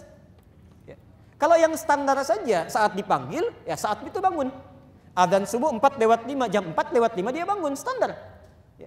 Tapi kalau nggak jadi prioritas sama sekali, nggak penting, nggak dia pikirkan, dipanggil jam 4:05, baru bangun pun jam 5:04. Itu pun belum kepikiran sholat. Maka kalau kita ingin hafal Quran, pertama modalnya ini dulu. Jangan dulu menghafal. Percuma Bapak Ibu menghafal pun, mulai dari menghafal, tapi kalau punya sikap ini akan susah. Kalau tidak pernah punya prioritas akan sulit. Walaupun kekuatan menghafal kita luar biasa. Karena itu Quran diturunkan bukan untuk orang pintar. Tidak sedikit orang yang IQ-nya tinggi di kelas ranking 1 tapi tidak hafal Quran. Tapi ada orang biasa-biasa saja dari kalangan yang biasa bisa hafal Quran. Yang terakhir ini kurangnya motivasi. Karena itu mari kita mulai bagian terakhirnya. Kalau kita ingin menghafal, seperti apa manhajnya setelah kita menemukan semua ini. Sepakat, siap untuk menghafal? Oke, karena ini cuma satu sesi saja kita berjumpa, ini hanya untuk pembuka saja. Saya berkeinginan begini, nanti kalau satu saat kita akan ta'lim lagi, kita sudah tidak harus membuka mushaf lagi. Ya, surat sekian, ayat sekian, surat sekian, ayat sekian. Jadi kita hafalkan dari sekarang. Insya Allah ya. Oh, jangan tersenyum dulu, itu tandanya ragu. Sudah bismillah, sudah hafalkan, bismillah, yakin kita. Maka dari sekarang sebelum kita menghafal, buang keraguan. Jadikan prioritas dan tingkatkan motivasi. Bagaimana caranya? Sekarang kalau sudah siap dengan ini, kita akan tunjukkan beberapa hal yang utamanya. Oh, ini dulu Rasulullah ya mulai mengajarkan Quran. Ini petang rumah Nabi SAW. Barangkali di satu tempat pernah saya bahas dulu di Nurul Bahri ya, insyaallah. Ini Bapak Ibu sekalian, ini Jabal Qubais. Ya, ini istana raja di atasnya. Kalau mau lebih jelas, ini Menara Zamzam, ini kan jam itu ya. Ya, sekitar 10 meter dari sini, sampingnya ada bukit besar, di atasnya istana raja. Jadi kalau orang haji, umroh, tamu negara, ini masuknya ke sini. Sekarang dikasih jembatan langsung ke Masjidil Haram. Yang mau saya sampaikan, tadi kan, pertama, Jabal Qubais ini dulu simbol kebesaran sampai sekarang. sejak zaman jahiliyah. Jadi kalau orang memiliki kedudukan jadi kepala suku misalnya, maka dia akan menguasai ini. Semua pengumuman penting disampaikan di atas ini. Ini istana raja di sini sampai sekarang karena simbol kebesaran. Di bawahnya ini ada satu tiang listrik, sini kelihatan, tuh ya. Ini ada satu tiang listrik, kelihatan? Ini sampingnya lagi ada satu tiang listrik kecil di sini, kelihatan? Oh, hebat kalau kelihatan, saya aja nggak ngelihat itu ya. Betul. Ini nggak kelihatan di fotonya karena agak jauh gitu ya. Tapi kalau kita ke sana kelihatan. Ini rumahnya Abu Jahal. Abu Jahal di sini rumahnya. Nabi dilahirkan di sini. Masih ada sampai sekarang tempat ini. Ya. Sekarang disebut perpustakaan, ya disamarkan karena banyak yang keliru ya. Ada orang sudah jelas kiblatnya ada di sini, sholatnya menghadap ke sini. Ya. Makanya ada gambar di situ orang sedang sholat, ruku, sujud, dicoret di silang begini. Ya. Ada bahasa Inggris, bahasa Arab, bahasa Urdu plus bahasa Indonesia. Artinya orang Indonesia pernah salah juga. Lahir di sini Rasulullah dan Masya Allah. Ini kami mengambil sendiri, kakak kami yang mengambil gambarnya. Saat terbit matahari tepat terbit di atas rumah Nabi SAW. Dan saat malam pun rembulan itu cahaya yang tepat di atas rumah Nabi. Di rumah Rasulullah itu siang malam selalu bercahaya, selalu bercahaya. Ya. Lahir di sini, menikah dengan Sayyidah Khadijah, pindah ke sini depan Bukit Marwah. Ya. Kita nggak bisa sambungkan keseluruhannya, tapi ini ada bukit dari sini. Kalau ini terminal Mahbasjin, ini sekitar 400 meter bukit. Itu dulunya itu grosirnya Sayyidah Khadijah. Saking kayanya itu barangnya sampai 400 meter. Jadi semua orang kalau ingin belanja, pergi, ya berdagang, itu ngambil barangnya dari sini. Ya. Rasulullah pernah dengan pamannya Abu Talib, usia 9 tahun pergi ke Syam, ambil barang dari sini. Menikah dengan Sayyidah Khadijah, tinggal di sini. Ya. Di depan Bukit Marwah. Nah, kalau Anda tarik garis lurus dari rumah Nabi di sini ke arah sini, turun garis lurus ke Ka'bah, lurus ke Ka'bah, akan ditemukan tangga turun ke bawah, ditemukan satu pintu. Pintunya disebut dengan Bambu Salam, persis di bawah Bukit Safa.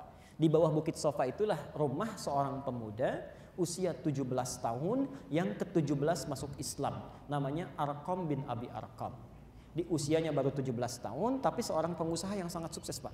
Sukses diajak Abu Bakar masuk Islam. Ya, orang yang ke-17 masuk Islam dari 40 orang pertama masuk Islam. Dikenal dengan As-Sabiqun Al-Awwalun. Beliaulah yang pertama mewakafkan rumahnya untuk dijadikan tempat taklim Rasulullah dan 40 sahabat Nabi. Disitulah mulai disampaikan Quran. Yang mau saya sampaikan tidak mudah. Begitu mau datang ke Rasulullah itu diintai, dilihat, diamati. Kalau ketahuan bisa diambil, diinterogasi, disiksa, tidak jarang dieksekusi. Seorang Bilal bin Rabah ketahuan, tiba-tiba diseret.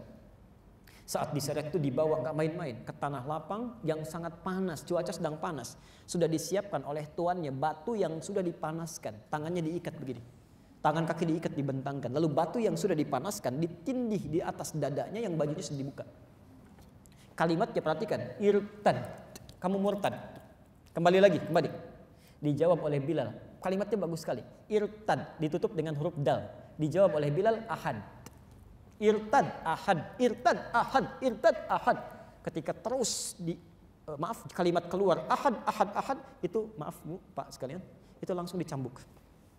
Dicambuk. Sampai sudah semakin kalau sudah mendapatkan kepedihan tingkat tinggi maka yang lainnya sudah nggak berarti. Dan saat itulah karunia Allah turun. Masya Allah, ketika ahad, ahad, ahad Allah tidak akan mendiamkan. Maka cinta Allah turun. Masya Allah, penderitaan sesaat saja cuma 5 menit menderita untuk 50 tahun yang akan datang. Dikirimkan lewat Abu Bakar, lewat. Bawa harta, ditanya, saya bebaskan Bilal sekarang. Berapa harganya? Dibebaskan. Jadilah orang merdeka saat itu.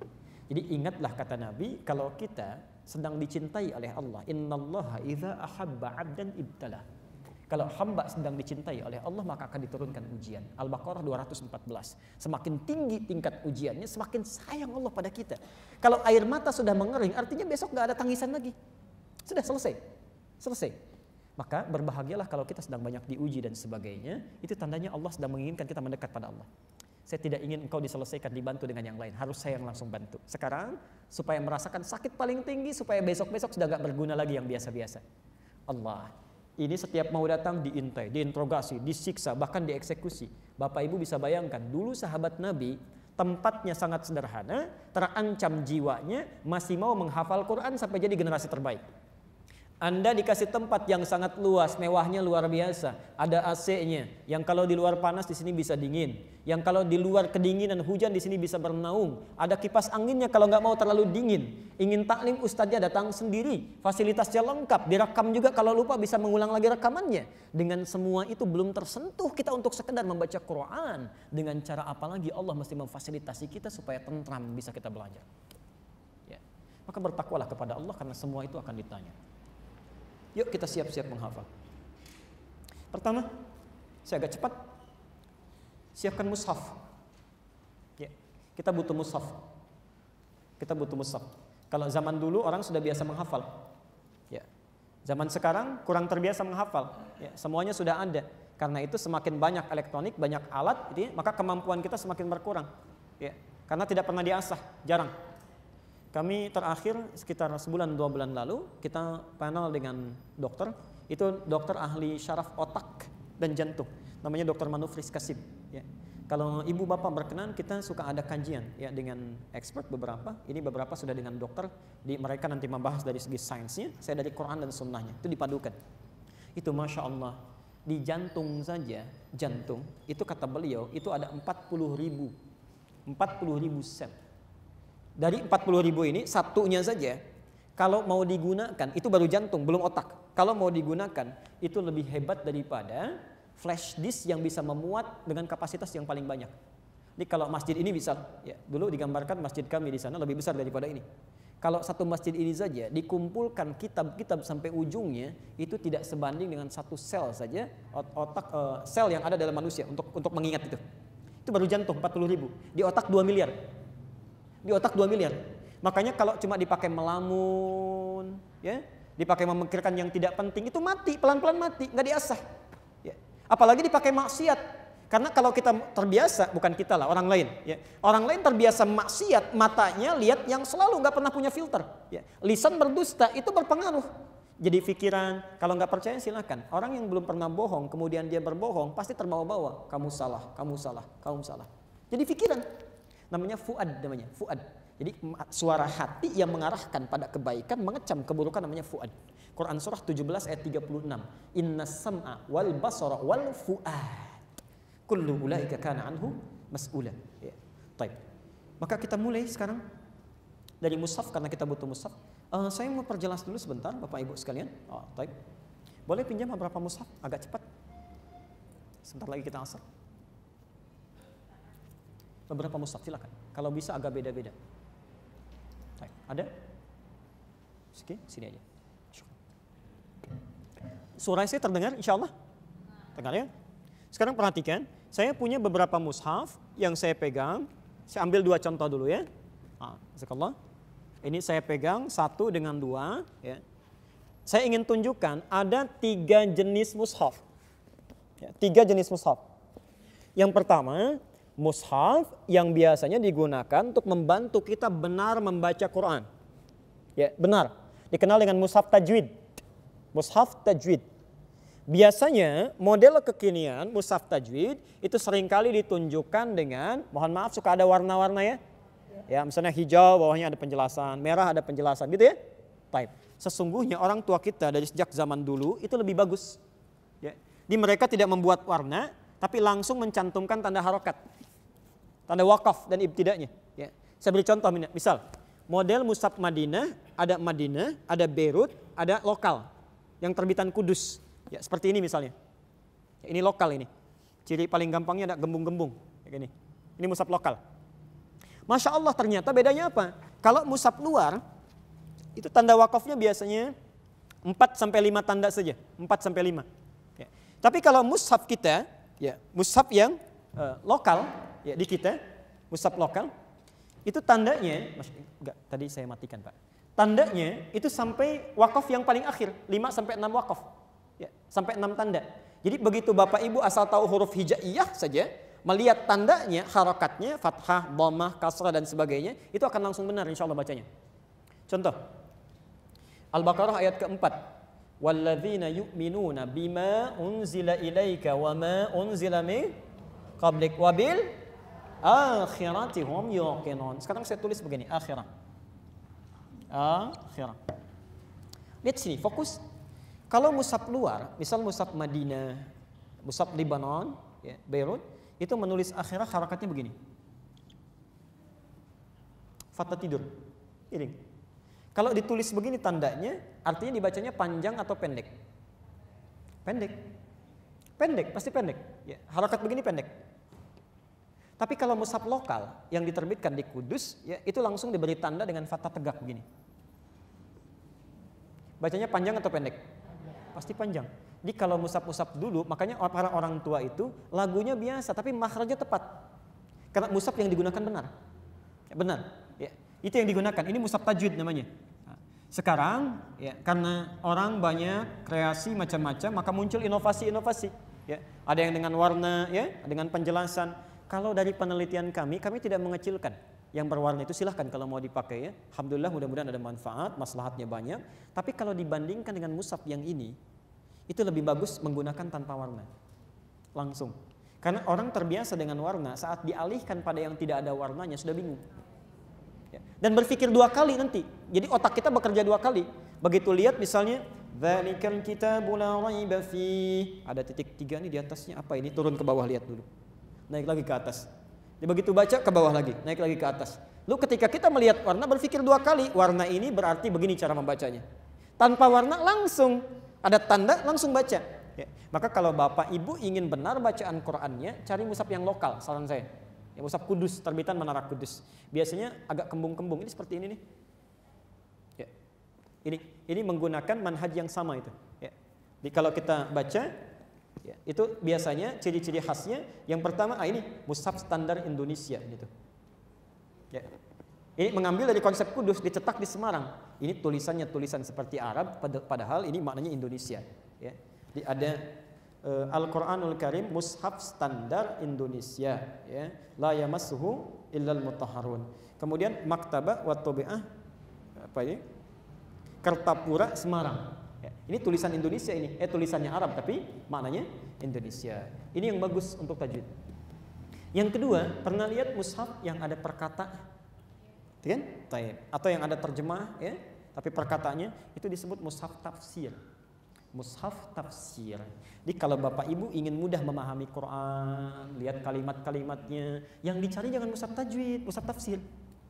Ada asbabun nuzulnya. Tapi dua mushaf ini, mohon maaf, kalau digunakan untuk menghafal Quran bisa, cuma progresnya agak lambat. Agak lambat. Ya. Jadi ketika kita baca banyak tergodanya. Oh, lihat warnanya, lihat dulu ke bawah. Menghafalnya kapan? Ya. Biasanya kalau menggunakan perkata pun itu kelemahannya, mesti dibantu, sering putus. Ya. Kami sering ketika kami sampaikan ada di tengah-tengah itu. Innalladzina kafaru sawa'un 'alaihim. Nah, karena diputus tuh perkata itu. Maka kita dorong lagi dengan kata selanjutnya. A'anzartahum am lam tunzirhum la yu'minun. Terputus bantu lagi. Maka kalau kita ingin mulai menghafal Quran, cari mushaf hafalan, namanya mushaf tahfidz. Mushaf tahfidz. Tahfidz.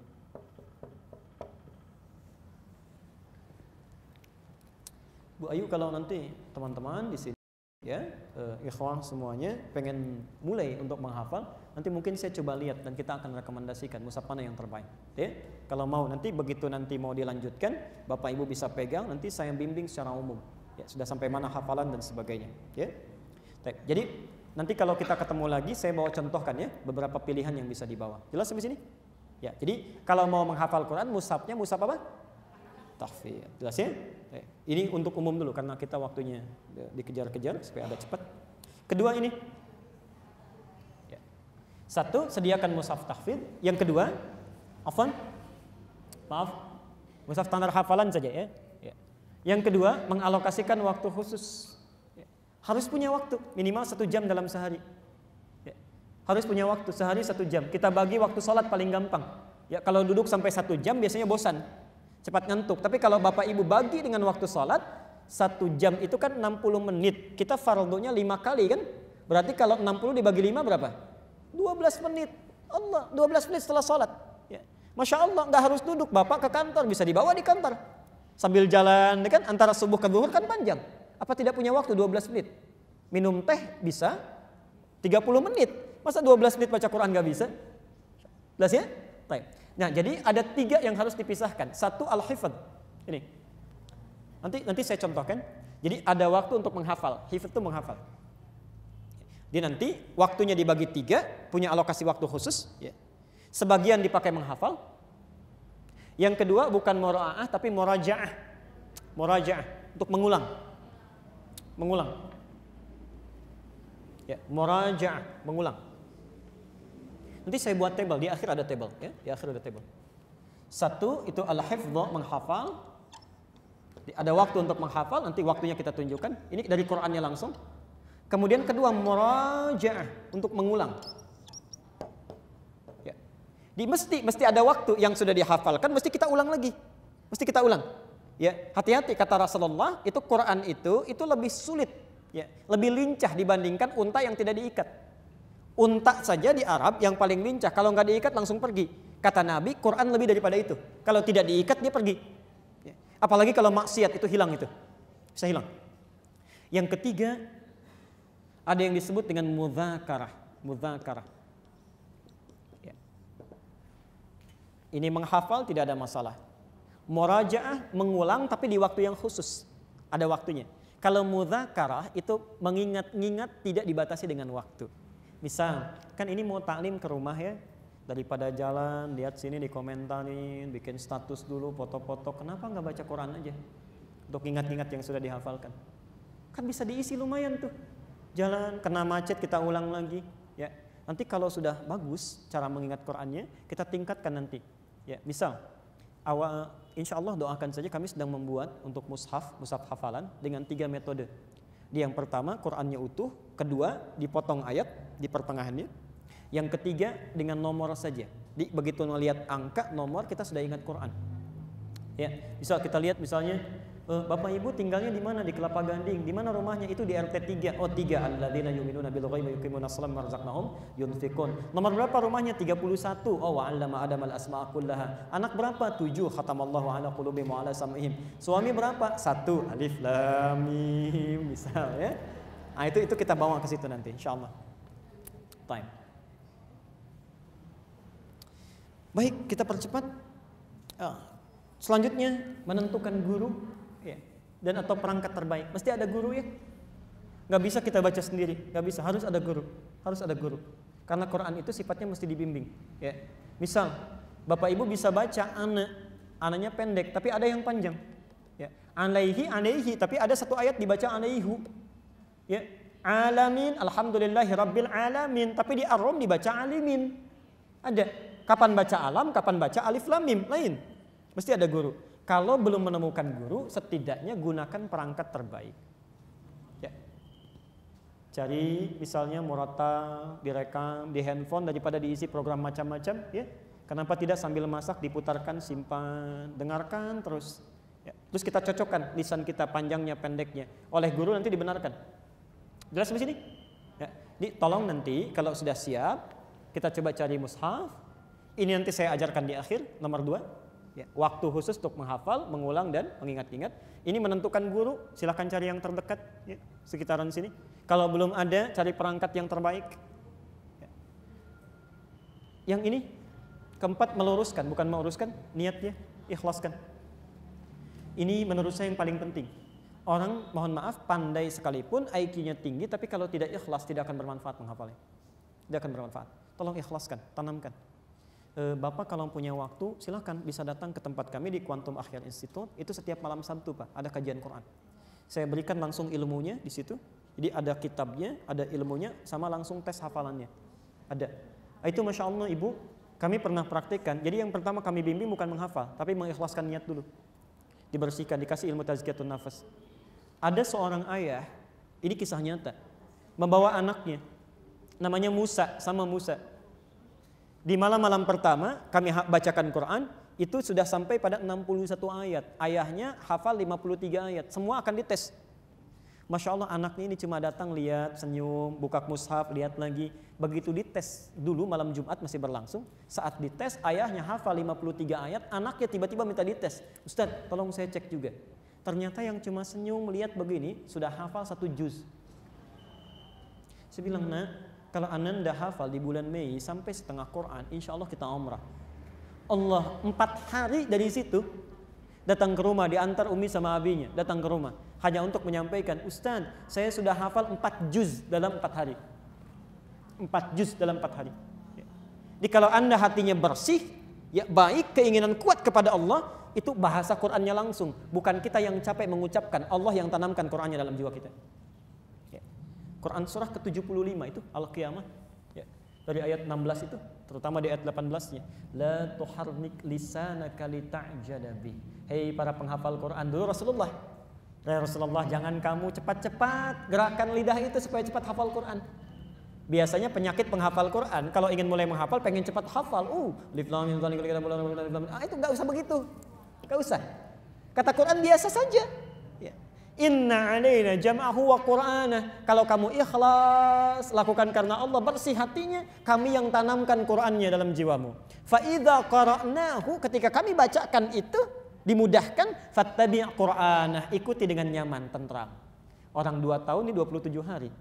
Dan itu pun bukan 27 hari, 15 harinya membersihkan hati aja. Jauhi maksiat, tobat, mendekat kepada Allah, berdoa, minta, lalu baru berusaha. Allah, 27 kurang 15, 12 hari hafal Qurannya. Berdoa memohon kemudahan dan keberkahan. Ini kuncinya. Ya. Jadi sebelum menghafal doa dulu, Bu ya, Pak. Doa dulu. Mintanya satu, supaya Allah memudahkan hafalan. Setelah menghafal, berdoa lagi, minta kepada Allah supaya dikuatkan hafalan. Saya ulangi, sebelum menghafal minta dimudahkan hafalan, setelah menghafal minta dikuatkan hafalan. Sekarang terakhir bahasan kita, Ustadz, saya sudah siap memulai dengan yang tadi ini. Sudah optimis. Sekarang bagaimana caranya? Maka kita mulai keluarkan cara-caranya dalam Al-Quran. Ya, yuk, ini teorinya, saya percepat. Nanti saya buat tabel. Ya, saya buat tabel di akhir. 1, saya hapus dulu ini. Bismillah. Tadi kan ada al-hifdzu ya, menghafal, masih ingat ya? Nah, mulai menghafal yang terbaik sebelum atau setelah subuh. Ini paling bagus. Paling bagus. Was-subhi idza tanaffas. Ya, demi waktu subuh. Ya, idza tanaffas. Yang kalau itu sudah tiba waktunya tanafas, matahari pun mulai muncul, segala kebaikan mulai tiba. Karena itu bacaan Quran yang disebutkan langsung oleh Quran saat waktu subuh itu, nama lainnya fajar, itu disandingkan dengan bacaan Quran. Quran surah ke-17 ayat 78. Aqimis salata liduluki syamsi ila ghasaqil laili wa Qur'anal fajri. Inna Qur'anal fajri kana mashhuda. Fajar. Tolong sebelum subuh mulai menghafal. Ya. Atau setelah subuh, tergantung keluangannya. Kalau ke kantor mesti misalnya setelah subuh langsung, sebelum subuh bangun lebih awal. Ini saya tunjukkan dalam tabel ya, supaya cepat. Kedua, murajaah dalam salat sunnah. Jadi setelah salat kita fardunya di masjid, kita hafalkan Quran. Setiap salat sunnah kita mulai murajaah, ulang. Ya. Nanti saya tunjukkan di tabel, saya percepat dulu. Ketiga, sempurnakan dalam tahajud. Jadi puncaknya saat tahajud, diulang lagi. Ya. Kemudian mudzakarah dalam setiap waktu luang. Ya. Jadi begitu mau ke kantor, tadi sudah menghafalkan 5 ayat. Ya. Berangkat ke kantor, di mobil daripada lihat sana sini tidak jelas, kenapa nggak diulang? Alif lam mim dzalikal kitabul la raiba fihi hudal lil muttaqin. Saya sudah bacakan, sekarang ingin dengar suara Syekh Sudes bagaimana? Misyari Rasid bagaimana? Ya, Syekh Al-Ghamdi bagaimana? Masya Allah, luar biasa. Itu mudzakarah. Terakhir nanti, ya, terakhir hari Jumat khusus untuk mengulang, evaluasi, tidak menghafal. Nah, teori ini kenapa tadi saya agak cepat-cepat menyampaikan, maaf, karena ini nanti semua teorinya supaya lebih jelas, saya tuntun dalam tabel, saya bentuk, saya rubah kalimatnya. Lihat ini. Langsung saya gambarkan. Kelihatan nggak? Alhamdulillah, karena itu saya hapus dulu tadi ya, nanti kita turunkan situ. Yuk, sekarang kita mulai. Tadi menghafal sebelum atau setelah subuh.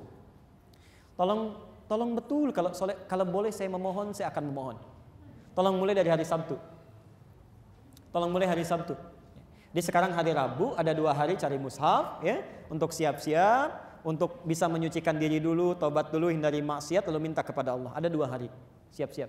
Sabtu mulai menghafal. Nah, sekarang perhatikan betul. saat menghafal jangan banyak-banyak dulu. Jangan banyak-banyak. Maksimal 3 sampai 5 ayat saja. Saya ulangi, maksimal 3 sampai 5 ayat saja. Walaupun setannya mengatakan kamu hebat, 5 langsung, 10 langsung. Ya, itu biasa itu. Ya, biasa godaan pertama. Nanti kita karena jarang sabar, kurang sabarnya, lisan kita jadi banyak salahnya. Dan celakanya kalau banyak menghafalkan, mengulang laginya bosan nanti. Maka mulai 3 ayat dulu. Setelah salat subuh ada salat sunnah? Setelah subuh ada salat sunnah? Tidak ada, ya. Nah, jangan terlalu soleh ya, habis subuh langsung salat, bisa nggak usah. Tunggu waktunya. Misal duha, ya, temukan duha. Baik. Ambil yang paling mudah 2 rakaat. Saat datang salat duha, tadi kan teorinya praktekkan dalam salat sunnah, itu kan? Murajaah. Biasanya kalau meluangkan waktu khusus itu agak malas, susah ketemu waktunya. Tapi kalau bawa dalam salat lebih mudah. Duha 2 rakaat. Rakaat pertama 2 ayat. Ini ulang. Rakaat kedua 1 ayat. Di begitu salat duha, alif lam mim sampai dzalikal kitab la raiba fihi hudal lil muttaqin. Ini. Rakaat keduanya 1 ayat. Terus qabliyah zuhur ada sebelum zuhur, ulang lagi. Ba'diyah zuhur, ulang lagi. Jangan bosan, itu aja, jangan baca yang lain, itu aja. Terus sampai betul-betul terbiasa membacanya. Istilah saya kalau sudah hafal itu hafal seperti Al-Fatihah. Itqan. Ya. Ada hafal di dalam kepala, dalam jiwanya, ada hafal di luar kepala. Ya. Coba deh kalau hafal Al-Fatihah, kan dibulak-balik juga bisa ya. Setelah Ar-Rahmanir-Rahim apa? Malik Yaumiddin. Sebelum Alhamdulillahirabbil alamin, Bismillahirrahmanirrahim. Setelah Ar-Rahmanir-Rahim, Malik Yaumiddin, bisa semuanya, ya. Setelah misalnya saya bacakan lagi. Setelah wa idz qala Musa liqaumihi ya qaumi innakum zalamtum apa? Karena enggak pernah diulang-ulang. Oke? Maka dari itu ayo bacakan, jangan bosan. Puncaknya terakhir saat tahajud. Saat tahajud. Kalau sudah ingin hafal Quran, berarti mutlak sudah harus mulai punya waktu untuk tahajud. Jangan sampai enggak tahajud, harus tahajud. Kalau sudah ingin hafal Quran, walaupun cuma 2 rakaat, bangun. Tahajud, hafalkan ini 3. Besoknya Ahad. Tambah 2. 2 ayat. 2 tambah 3 berapa? 5 ayat, Ahad kita hafalkan. Yang 3 diulang dulu, baru bacakan yang 2, hafalkan. Hafal kita 5 ayat, praktekkan dalam salat sunnah. Dari duha sampai tahajud. Rakaat pertama 3, rakaat kedua 2. Jelas? Hari Senin, jangan menghafal. Jangan menghafal. Sempurnakan bacaan kita. Ulang lagi yang 5. Sampai kuat betul. Sampai kalau dibolak-balik pun kita hafal. Ya, tertanam dalam jiwa kita. Ini. Sampai tahajud. Kalau hafalan kita benar, itu sampai kapanpun akan dikeluarkan lagi, itu akan selalu keluar. Karena Qur'annya ada dalam jiwa kita. Jelas sampai sini? Teruskan. Selasa tambah 2 ayat. 5 tambah 2 berapa? 7. Plus 2. Rakaat pertama 4, rakaat kedua 3. Dari salat duha sampai salat tahajud. Tambah lagi. Selanjutnya Rabu tambah 2 ayat lagi. 7 tambah 2? 9. Rakaat pertama 5, rakaat kedua 4. Ya, yang pertama lebih banyak dari yang kedua sampai tahajud. Puncaknya hari Kamis tambah 1 saja. 1 di 10. 10. Hari Jumat jangan baca. Jumat khusus untuk mengulang hafalan. Itu hari keberkahan, hari raya kita. Di begitu Jumat, Masya Allah, ibu bapak tinggal mengulang Quran, subuh. Begitu bapak matang Jumatan, sambil nunggu khatib naik ke atas mimbarnya, bapak ulang hafalan Qurannya. Allah. Lalu ketika khatib duduk di antara 2 khutbahnya, mohonkan kepada Allah, ya Allah, Jumat ini saya membawa hafalan kepadamu. Bukan cuma datang begitu saja. Maka mohon dengan Quran yang telah saya hafalkan, saya mohonkan karenamu. Maka mohon ya Allah, 1, 2, 3 hajat kita sampaikan. Itu kan cepat Pak. Ibu ba'da asarnya, hati-hati. Ibnu Qayyim al-Jauziyah menyitir hadis dari Fatimah. Fatimah punya kebiasaan setiap ba'da asar di hari Jumat menjelang kepada maghrib itu punya khadimah, pembantu yang mengamati matahari. Ini semakin akan terbenam, kata pembantunya, ya waktuha, ini sudah waktunya tiba. Kata Fatimah, hanal waqt, sudah tiba waktunya, pergi ke mihrab, cepat berdoa. Karena doa yang dipanjatkan antara 2 khutbah dengan salah satunya menjelang maghrib itu cepat dikabulkan oleh Allah. Ya Allah, dengan Quran yang sudah saya hafalkan, muslimah yang lain cuma sekedar baca saja, dia beraktivitas dunia. Saya sampai Jumat ini menyengaja membaca, menghafal kitabmu untuk memohonkan kebaikan padamu. hafalkan, minta dipermudah, minta jadi penghafal Quran. Jelas di sini? Jadi insya Allah dari mulai Sabtu sampai dengan Kamis selesai 10 ayat. Jadi bertemu ke Jumat yang akan datangnya, Sabtu depannya sudah hafal berapa ayat? Belum tentu, ya, belum tentu. Kalau tidak semangat, kalau pesimis lagi maka belum tentu dapat. Ini sampai sini saja untuk hari ini, dari awal sampai akhirnya, untuk penghantar dulu ya. Ini kalau kita lakukan dengan baik, insya Allah Bapak Ibu sekalian akan ada kebaikan. Ya. Ikhlas lakukan karena Allah. Informasi saja ya, Ustadz, satu kali ada seorang datang ke tempat kami dalam kajian Quran Pak, laki-laki pengusaha. Itu Masya Allah kalau Bapak sempat main aja, itu dari direktur perusahaan sampai tukang gorengan Pak, menghafal Quran, itu indah luar biasa. Ada seorang direktur perusahaan dari Tanjung Priuk Bu, bayangkan, selesai kerja langsung minta diantar untuk menghafal Quran, datang. Yang paling menarik, ada seorang ayah datang, Ustadz, saya ini nggak bisa baca Quran, bagaimana bisa menghafal? Saya bilang, Pak, kami akan mengajarkan menghafal Quran, bukan baca Quran. Kami akan mengajarkan menghafal, bukan membaca. Bapak ikutin aja dulu. Begitu diajarkan, Masya Allah diajarkan, pekan depannya targetnya 10 ayat dihafalkan, datang bawa 20 ayat. Bukan cuma bisa baca, bisa hafal 20 ayat. 20 ayat. Kalau sudah Qur'annya ada dalam jiwa, nikmatnya luar biasa. Masya Allah, nikmatnya luar biasa. Ya. Jadi saya kira kita cukupkan dulu, ya, Masya Allah. 5 menit saja karena asarnya ini jam 3:01.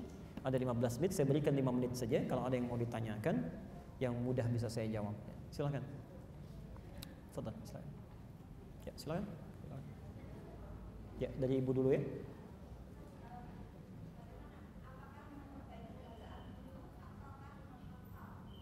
Apakah tahsin dulu memperbaiki bacaan ataukah mulai menghafal? Yang paling bagus itu bersamaan dilakukan, Bu. Jadi menghafal dengan memperbaiki bacaannya. Ya. Kalau kita memperbaiki dulu akan lambat jalannya. Ya. Maka kenapa tidak dilakukan bersamaan? Karena itu ilmunya tajwid. Tajwid itu saat mulai dipraktekkan, bacakan dengan benar dan baik. Jadi bersamaan saja. Itu saran saya. Ya. Jelas ya? Baik. Yang kedua, ini yang paling penting. Saat ibu mulai bacakan, teliti saja dulu. Sabar. Di 20 ayat pertama sampai yakadul barqu yakhtafu absarahum, itu tolong ibu perhatikan betul madnya, harakatnya. Kalau itu benar cara membacanya, kesananya akan lebih mudah. Gak ada guru pun gak jadi masalah itu. Tinggal belajar Gharibul Mushkilat saja. Ya, jelas ya? Baik. Silakan.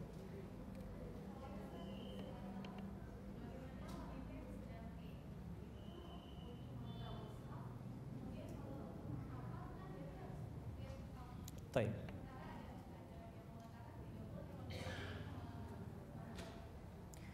Al-Bukhari nomor hadis 2996. Hadis riwayat Al-Bukhari nomor hadis 2996. Saya bacakan hadisnya. Idza maridal 'abdu. Kalau seorang hamba sedang punya uzur. Au safar atau bahkan sedang berpergian. Kutiba lahu mithla ma kana 'alaihi muqiman sahihan. Maka walaupun dia tidak mengamalkan amalan, tetap dicatat pahalanya sempurna. Tetap sempurna, ya. Bagi seorang perempuan yang sedang uzur dalam haidnya, dan itu ada hikmah dari Allah. Ya.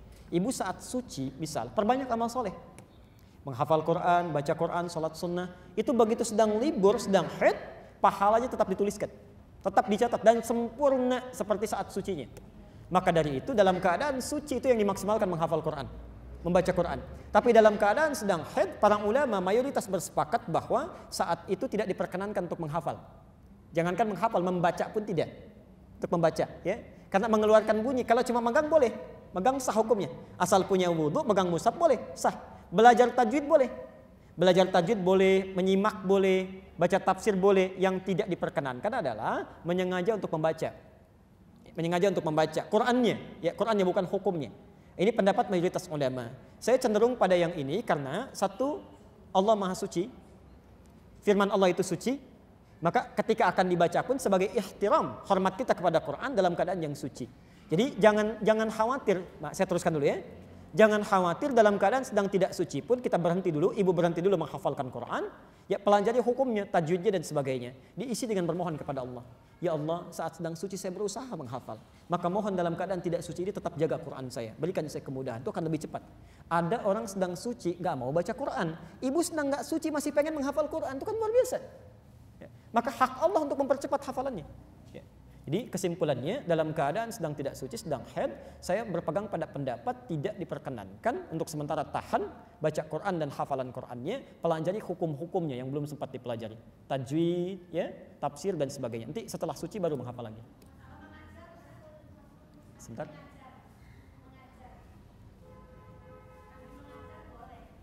Baik, untuk mengajar saya tahan ibu, silakan. Untuk menyentuhnya. Menyentuh, perhatikan ya, perhatikan. Bedakan menyentuh mushaf dengan menyentuh Quran itu lain. Lain ya. Ingat, karena Quran itu bunyi bisa disentuh nggak? Tidak, ya. Perhatikan, makanya ketika ibu baca misalnya di dalam Quran itu, ya di surat Al-Waqiah itu, innahu laqur'anun majid, itu kan?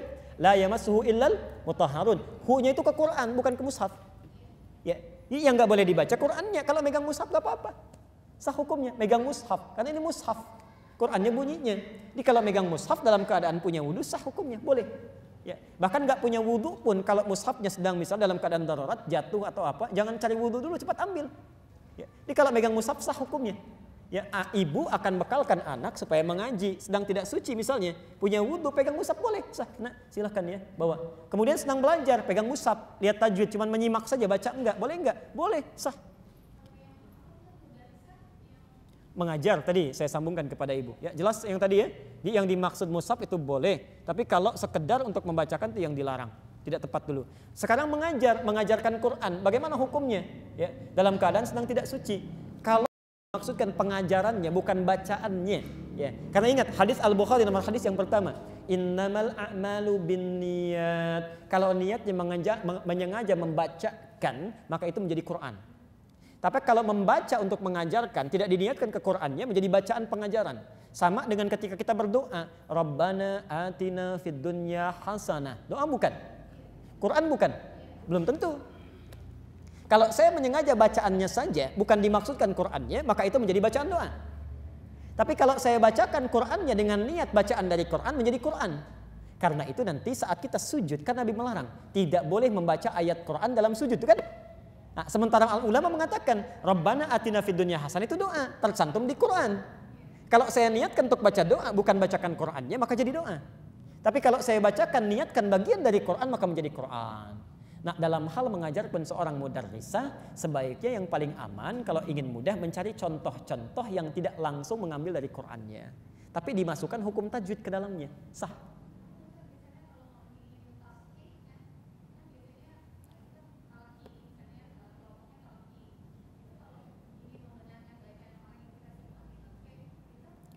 Itu sah. Kalau untuk mengajar sah hukumnya, boleh. Itu bukan menyengaja membaca, itu sah hukumnya. Di ta'lim sah. Itu dianggap dalam kaidah ad-daruratu tubihul mahdhurat. Dalam keadaan darurat boleh melakukan sesuatu yang sifatnya darurat, sah hukumnya, yang enggak ada masalah. Silakan. Boleh saya ke ujung dulu? Sudah tadi tangannya ngangkat nih. Maksudnya 5 pertanyaan apa 1?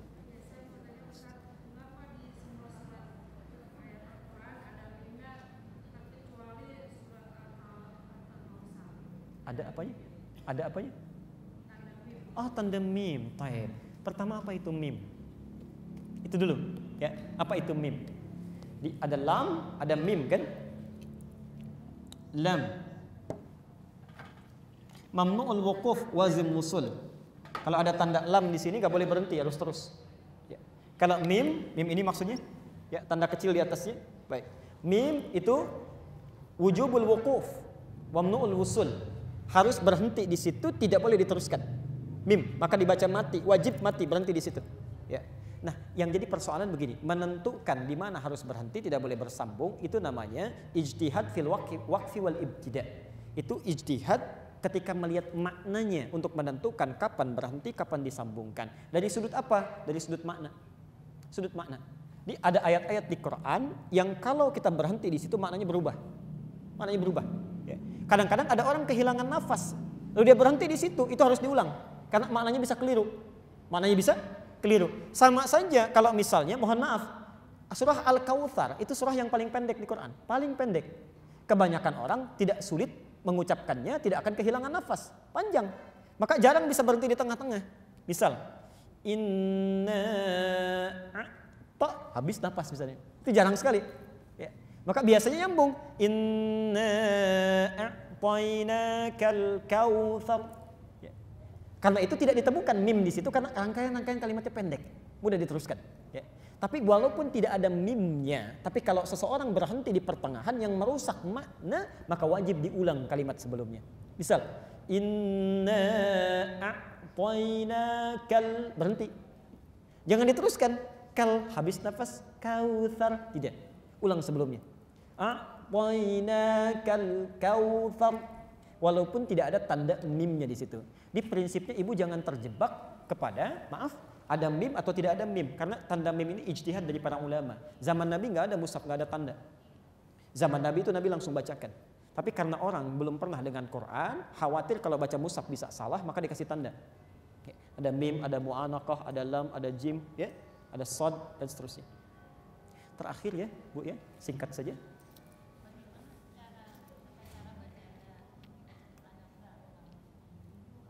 Baik. Ibu cari bukunya namanya supaya lebih lengkap, lebih simpel saja. At-Tibyan fi Adab Hamalatil Quran. Paling gampangnya begini. Paling gampangnya kalau mau gratis, paling mudah, ibu ada internet di rumah atau di handphone, bisa klik di Google, tulis At-Tibyan An-Nawawi. At-Tibyan An-Nawawi, Imam An-Nawawi yang mengarang kitab Al-Arba'in 42 hadis. Jihadus Shalihin 1896 hadis. Cari At-Tibyan namanya. An-Nawawi. Kalau yang bisa bahasa Arab, silahkan cari warnanya kuning. Ya. Terbitan Darun Nafais 183 halaman. Ya. 183 halaman. Yang ibu tanyakan itu ada di pembahasan bab kedua sampai bab kelima. Ya. Kalau mau paling lengkap, dimulainya paling bagus bab yang ke-6. Kalau ibu punya kitabnya halaman 49. Ya. Maka dirinci oleh Imam An-Nawawi. Saat akan memulai Quran, pecinta Quran itu kata beliau, pertama jangankan wudhu, tapi bersiwak dulu. Kadang kita baca Quran, kemudian berwudhu dengan sempurna, genggam mushaf dengan cara terbaik. Orang tua kita kan kalau ngajarkan pegang mushaf lain ya, dulu kan simpan di dada, pegang jalan. Ini dihormati Qurannya. Ya. Nanti saya ceritakan di pertemuan selanjutnya. Penghafal Quran kalau sudah hafal disebut apa? Tuh, kita sudah keliru. Kita bukan. Pemula disebut dengan sahibul Quran, kalau sudah hafal bukan hafid tapi hamilul Quran. Ya, nanti lain waktu saya jawab. Tapi yang paling menarik begini, kalau ibu mau mulai menghafal Quran, itu disebut oleh Nabi sebagai sahibul Quran, sahabatnya Quran. Kalau sahabat itu biasanya mencederai atau menghormati, memuliakan atau mencela. Maka muliakanlah Qurannya kalau Quran ingin datang jadi sahabat kita. Cara bawanya lain, pencinta Quran dengan pembaca Quran lain. Kalau pembaca Quran sambil selonjoran, Quran dibuka, itu pembaca Quran. Kalau pecinta Quran lain, mushaf pegangnya lain, caranya lain. Ya, hati-hati para ibu ya, karena saya temukan mushaf dijual di Indonesia, itu Masya Allah, itu disesuaikan dengan selera belanja. Jadi ada model mushaf yang seperti tas belanjaan tuh. Jadi kalau dibawa begini tuh. Menurut saya itu kurang tepat ya. Jadi ada mushaf Aisyah, mushaf Khadijah, mushaf Ummi Kulthum, macam-macam tuh ya. Tuh beda warna. Mushaf Aisyah warnanya pink, ya. Khadijah warnanya macam-macam. Ya, antum tuh mau cari warna, mau cari mushaf. Baik. Jadi itu Bu ya, silakan dicek At-Tibyan, ditemukan di situ. Punya wudu, bersiwak, berniat bersih, ikhlas lakukan karena Allah, menghadap ke arah kiblat, baru baca dengan penuh keteguhan. Saya termasuk yang agak kurang itu dengan itu. Kita cukup ya, karena kita mau asar ini ya. Kita hanya ada sekitar 8 menit lagi untuk asar. Ya, baik, kita cukupkan dulu ya. Bapak Ibu sekalian, barangkali ada beberapa pertanyaan yang belum bisa kami jawab, maafkan karena ada keterbatasan. Bila dalam uraian ini ada benarnya itu dari Allah dan Rasulnya, kalau salah itu mutlak kesalahan saya. Mohon segera tinggalkan pendapat saya yang keliru dan ambil pendapat ustadz lain lebih baik ya. Silakan diamalkan. Kita akhiri dengan doa kifaratul majlis. Subhanakallahumma bihamdika asyhadu an la ilaha illa anta astaghfiruka wa atubu ilaik. Wa akhiru da'wana alhamdulillahi rabbil alamin. Wal 'afwu minkum. Assalamualaikum warahmatullahi wabarakatuh.